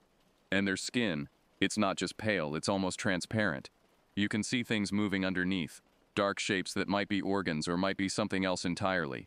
The fog had grown so thick that the creatures were now completely obscured, but I could still feel their presence, pressing against the boundaries of perception like a weight on my chest. The air itself seemed to vibrate with their attention. But that's not the worst part, the farmer continued. The worst part is that they recognize you. Once you've seen them, really seen them, they know you. They start showing up in other places, at the edge of your property, in the shadows of your barn, sometimes even closer to the house. As if to emphasize his point, a pale form suddenly materialized at the edge of the fog, no more than 50 feet from the porch. It stood perfectly still, its yellow eyes fixed on us with an intensity that made my skin crawl. The creature was close enough that I could see the unnatural way its limbs were jointed, the way its chest rose and fell with breathing that seemed too slow, too deliberate. That's the one that comes closest, the farmer said, his voice barely audible. Been showing up every night for the past week. Just stands there watching the house. Sometimes I wake up and it's right outside my bedroom window, pressed against the glass like it's trying to get in. The creature began to move toward us, its gait fluid and unnatural. It didn't walk so much as flow, its feet barely touching the ground. With each step it seemed to grow more solid, more real, as if the fog itself was condensing into its pale form. We all stood up involuntarily, our chairs scraping against the wooden porch. The creature stopped about 20 feet away, just at the edge of the porch light's reach. In the pale glow I could see its face clearly for the first time, and the sight made my stomach turn. The features were human-like but wrong in every conceivable way. The eyes were too large, too bright, set in sockets that seemed to have been carved from bone. The nose was just a suggestion, 2 slits that flared and contracted with each breath. The mouth was a lipless gash that stretched almost from ear to ear, revealing not teeth but something that looked like rows of tiny sharp needles. But it was the expression on that terrible face that truly frightened me. It wasn't malevolent or hungry. It was curious, almost childlike in its intensity. The creature was studying us with the same fascination that a child might show when examining insects under a magnifying glass. "What does it want?" I whispered. The farmer's laugh was hollow, bitter. "That's the question, isn't it? What does any of them want? They don't attack, don't make any aggressive moves. They just watch and wait, like they're studying us for some purpose we can't understand. The creature tilted its head to one side, the movement sharp and bird-like. Then, without warning, it was gone. Not fled, not hidden, simply gone, as if it had never existed at all. The fog swirled in the space where it had stood, and for a moment I could have sworn I saw other forms moving in the mist. Dozens of them, all watching us with those terrible yellow eyes. "They're getting more active," the farmer said, his voice heavy with resignation. "Every year there are more of them, and they're getting braver, coming closer to civilization. Won't be long before other people start seeing them too." As if summoned by his words, the fog began to shift and swirl, and suddenly the creatures were everywhere. They emerged from the mist like ghosts materializing from the ether, their pale forms creating a semicircle around the farmhouse. There were dozens of them, maybe more, all swaying in unison, all watching us with those blazing yellow eyes. The air itself seemed to thicken with their presence, pressing against us like a physical weight. I could feel my heart hammering in my chest, and my hands were slick with sweat despite the cool evening air. The creatures didn't move toward us, didn't make any threatening gestures, but their presence was overwhelming, suffocating. "We need to leave," my friend whispered, his voice barely audible above the sound of his own breathing. But as we turned to go, I caught sight of something that made my blood freeze. Among the pale forms surrounding the farmhouse, I saw one that was different from the others. It was larger, more substantial, and its eyes burned with a brighter, more intense light. And unlike the others, this one wasn't swaying. It stood perfectly still, its gaze fixed on me with an intelligence that was unmistakably malevolent. The creature opened its mouth, and for the first time, I heard one of them make a sound. It was a whisper, barely audible, but it carried clearly through the fog-laden air. A single word, spoken in a voice that was almost human, but wrong in every conceivable way. Soon, we ran then, abandoning the farmer to his vigil, fleeing into the night like children escaping from a nightmare. But as we drove away, I could see the creatures in the rearview mirror, standing at the edge of the farmer's property, watching us disappear into the darkness. And I knew with a certainty that chilled me to the bone, that the encounter at the farm had changed something fundamental. The creatures were no longer content to simply watch from the shadows. They were preparing for something, gathering their strength for some unknowable purpose. And we were running out of time to figure out what that purpose was. The weeks following our encounter at the farm passed in a haze of sleepless nights and growing dread. The creatures had become more aggressive, more visible, appearing not just in the fog-shrouded park, but in other locations around Shawnee. My friends and I began to piece together reports from other witnesses: a jogger who had seen glowing yellow eyes in the trees along the river trail, a night shift worker who had spotted pale forms moving through the fog in the industrial district, a police officer who had investigated reports of strange lights only to find himself face to face with something that defied explanation. The pattern was always the same. The creatures appeared on foggy nights, always watching, always just beyond the edge of complete visibility. They moved with that impossible speed, flowing through the mist like liquid shadows, and their eyes blazed with that sickly yellow light that seemed to burn itself into the retinas of anyone who saw them. But it was their behavior that truly disturbed me. They were no longer content to simply observe from a distance. Each sighting brought them closer to populated areas, closer to the warm lights of homes and businesses. They were learning, adapting, growing bolder with each passing night. The farmer's words haunted me. "They're getting more active. Every year there are more of them." But I was beginning to suspect that it wasn't just a matter of numbers. The creatures were changing, evolving, becoming something more than the passive observers they had once been. The first sign of this transformation came on a particularly foggy Thursday night. I was driving home from work, the familiar route made treacherous by the thick mist that had rolled in from the river. Visibility was down to mere feet, and I had to creep along at a crawl, my headlights barely penetrating the suffocating blanket of fog. That's when I saw them. They were standing in the middle of the road, a line of pale forms stretching across both lanes.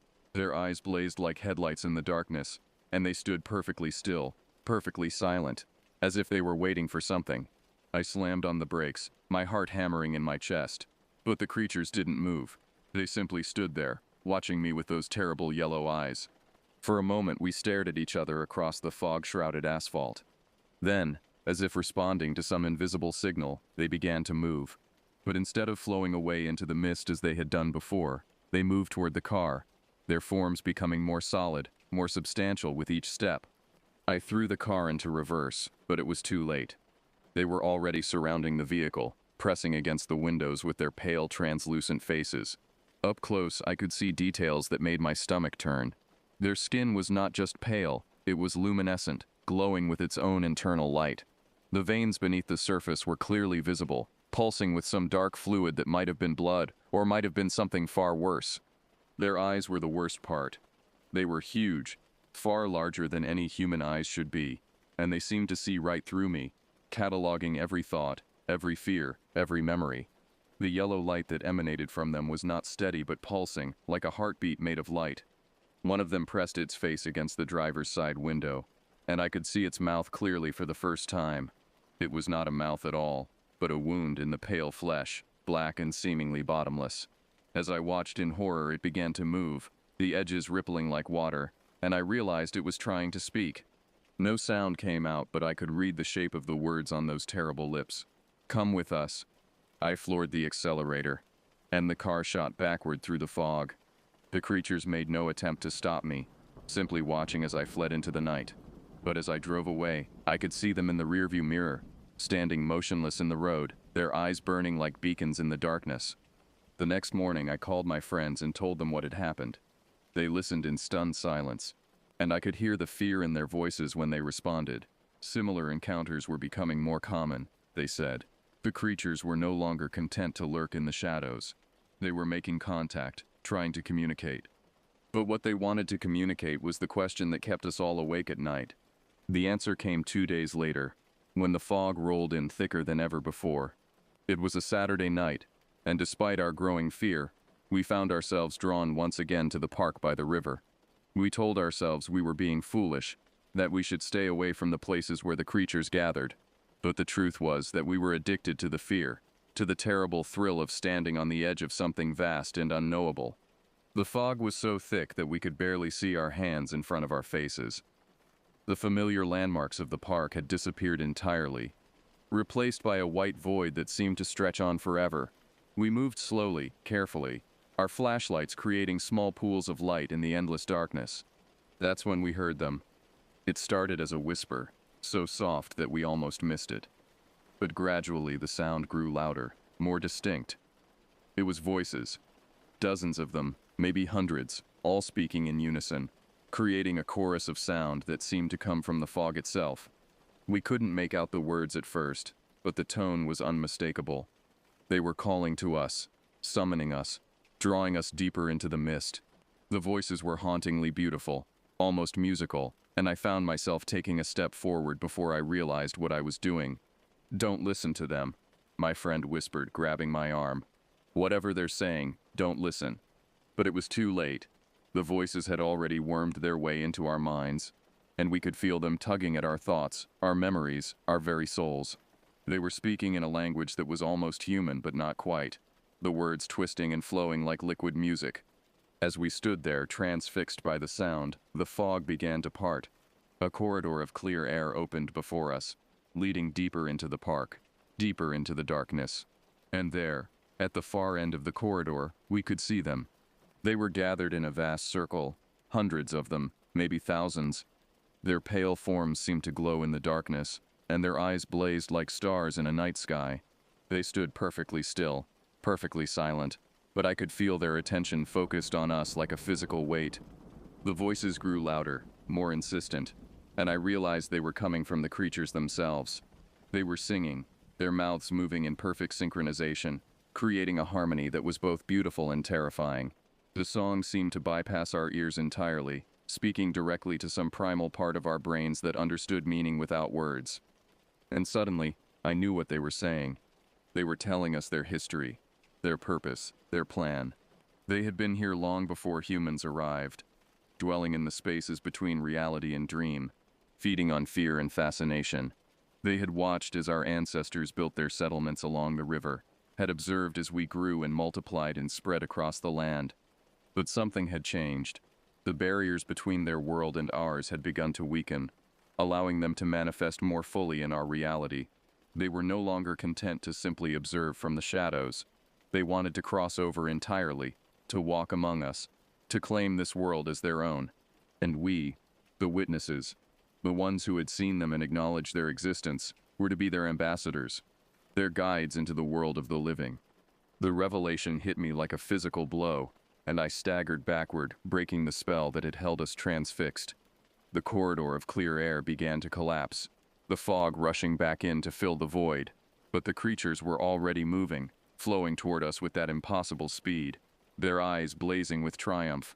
We turned and ran, crashing through the fog-shrouded park like blind men fleeing from a fire. Behind us, I could hear the chorus of voices growing louder, more jubilant, as if our flight was exactly what they had been waiting for.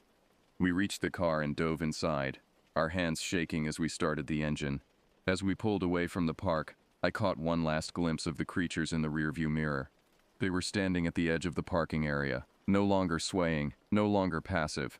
They stood like soldiers at attention, their eyes burning with purpose. The gathering storm was about to break, and we were caught in the eye of it. The creatures were preparing for something, marshaling their forces for some final push into our world. And we, the unwilling witnesses to their existence, were about to become players in a game whose rules we didn't understand. But one thing was clear. The time for passive observation was over. The creatures were coming, and they were bringing the fog with them. The fog came on the last night of October, rolling in from the Kansas River like a living thing. It was thicker than anything we had ever seen, a wall of white that swallowed the world whole. Streetlights disappeared into the mist, buildings became vague shadows, and the familiar streets of Shawnee transformed into an alien landscape where nothing was as it should be. I was at home when it started, watching the news and trying to pretend that everything was normal. But the fog was visible from my living room window, creeping across the landscape like a slow-motion avalanche. The meteorologist on television was calling it an unusual atmospheric phenomenon, but I knew better. This wasn't weather. This was something else entirely. My phone rang and I answered it without checking the caller ID. My friend's voice was tight with fear. "They're everywhere," he whispered. "The whole town is covered in fog, and they're moving through it like they own it. You need to get out of your house now."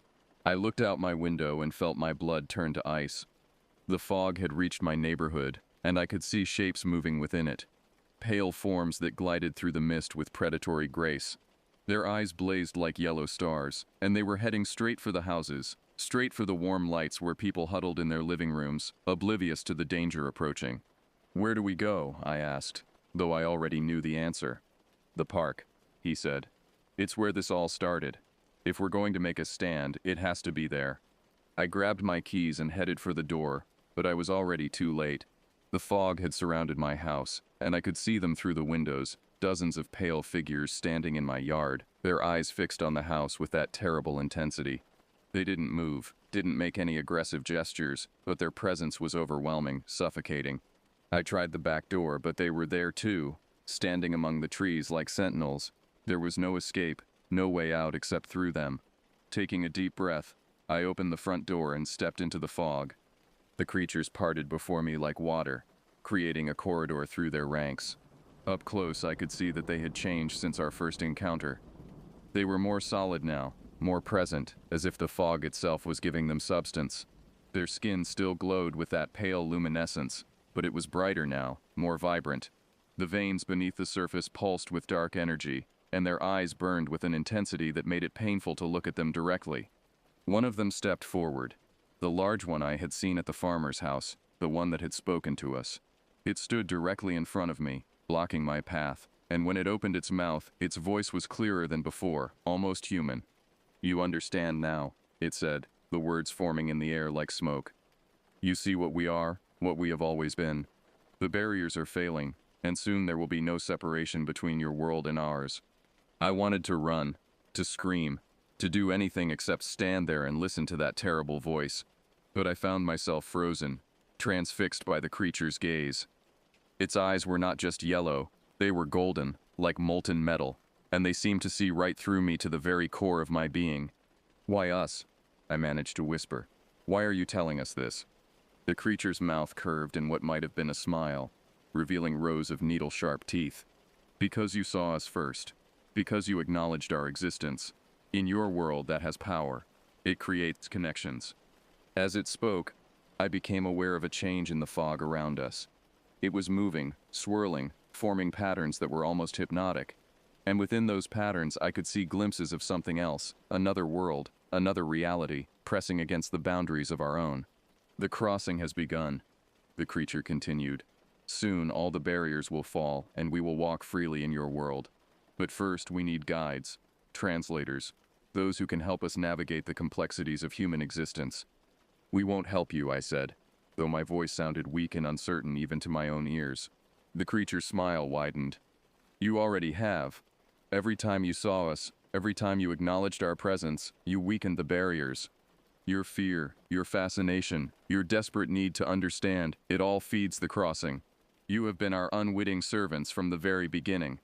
The fog began to thicken around us, and I could feel reality itself starting to shift and bend. The familiar streets of my neighborhood were fading, replaced by something altogether more alien. The houses became twisted, impossible structures that defied geometry and reason. The trees grew taller, their branches reaching toward a sky that was no longer quite the right color. Welcome to our world, the creature said, its voice now coming from everywhere and nowhere at once. Welcome to the space between spaces, the realm of the pale ones, the kingdom of the yellow eyes. I wanted to scream, to run, to do anything to break free from this nightmare. But my feet seemed rooted to the ground, and the fog pressed against me from all sides, thick and suffocating. I could feel my grip on reality slipping, my sense of self beginning to dissolve into the white void. But then through the fog I heard something unexpected. The sound of a car engine, growing louder by the second. The creatures turned toward the sound, their eyes blazing with anger and confusion. The fog began to part, and I saw my friend's car barreling through the mist, its headlights cutting through the darkness like twin swords. "Get in!" my friend shouted, and I didn't hesitate. I dove into the car as it screeched to a halt, and we sped away from the creatures, away from the fog, away from the twisted landscape that had replaced my neighborhood. But as we drove, I could see in the rearview mirror that the fog was following us, spreading across the town like a living thing. The creatures moved within it, their forms becoming more solid, more real with each passing moment. They were no longer content to lurk in the shadows or stand passively in the mist. They were hunting, actively pursuing us through the fog-shrouded streets. We reached the park just as the fog began to thin, and we could see the creatures gathered there in vast numbers. They filled the entire clearing, standing in perfect formation, their eyes blazing like a constellation of malevolent stars. But something was different about them now. They were no longer the passive observers we had first encountered. They stood like an army, ready for battle, ready to claim this world as their own. The large creature, their leader, I realized, stepped forward from the ranks. When it spoke, its voice carried clearly through the fog, addressing not just us but the entire world. "The crossing is complete," it announced. "The barriers have fallen, and we are free to walk among you. Your world is now our world, and we will no longer hide in the shadows." As if to demonstrate its point, the fog began to lift, revealing the creatures in all their terrible glory. They stood in the pale moonlight, no longer translucent or spectral but solid and real. Their eyes burned with triumph, and their mouths curved in smiles that promised nothing but horror. But as the fog cleared, I realized something that chilled me to the bone. The park was no longer the familiar place we had known. The trees were wrong, twisted into impossible shapes. The river ran black under the moonlight, and the air itself seemed to shimmer with malevolent energy. This was no longer our world, it was theirs, and we were the intruders now. The creatures began to move, flowing out of the park and into the town beyond. They moved with purpose, with direction, no longer content to simply watch and wait. They were claiming their territory, marking it as their own, and there was nothing we could do to stop them. We sat in the car, paralyzed by the magnitude of what we had witnessed. The world as we knew it was ending, replaced by something alien and terrible. The creatures we had first seen swaying in the fog were now the masters of this new reality, and we were nothing more than witnesses to the apocalypse. But as I watched them spread across the landscape, I realized that our role in this nightmare was far from over. We were the ones who had seen them first, who had acknowledged their existence, who had inadvertently helped them cross over into our world. We were their unwitting servants, their guides into the realm of the living. And now, as the fog finally lifted and the creatures claimed their new domain, I understood that we would never be free of them. We were bound to them by something deeper than fear, something more primal than terror. We were part of their world now, just as they were part of ours. The crossing was complete, and there was no going back. The pale ones with their blazing yellow eyes had won, and the world would never be the same again. In the distance, I could hear the sounds of chaos beginning. Car alarms, screaming, the crackle of emergency radios. The rest of the world was just beginning to realize what had happened, but we had known for months. We had seen the signs, witnessed the preparations, watched as the barriers between worlds grew thin and finally shattered. And now, as the creatures spread across the landscape like a plague of pale shadows, I knew that our long nightmare was just beginning. The Watchers had become the Watched, and we were all prisoners in a world that no longer belonged to us. The fog was gone, but the creatures remained, and they would never leave. They had found their new home, and we were going to have to learn to live with them. If we were lucky enough to survive that long,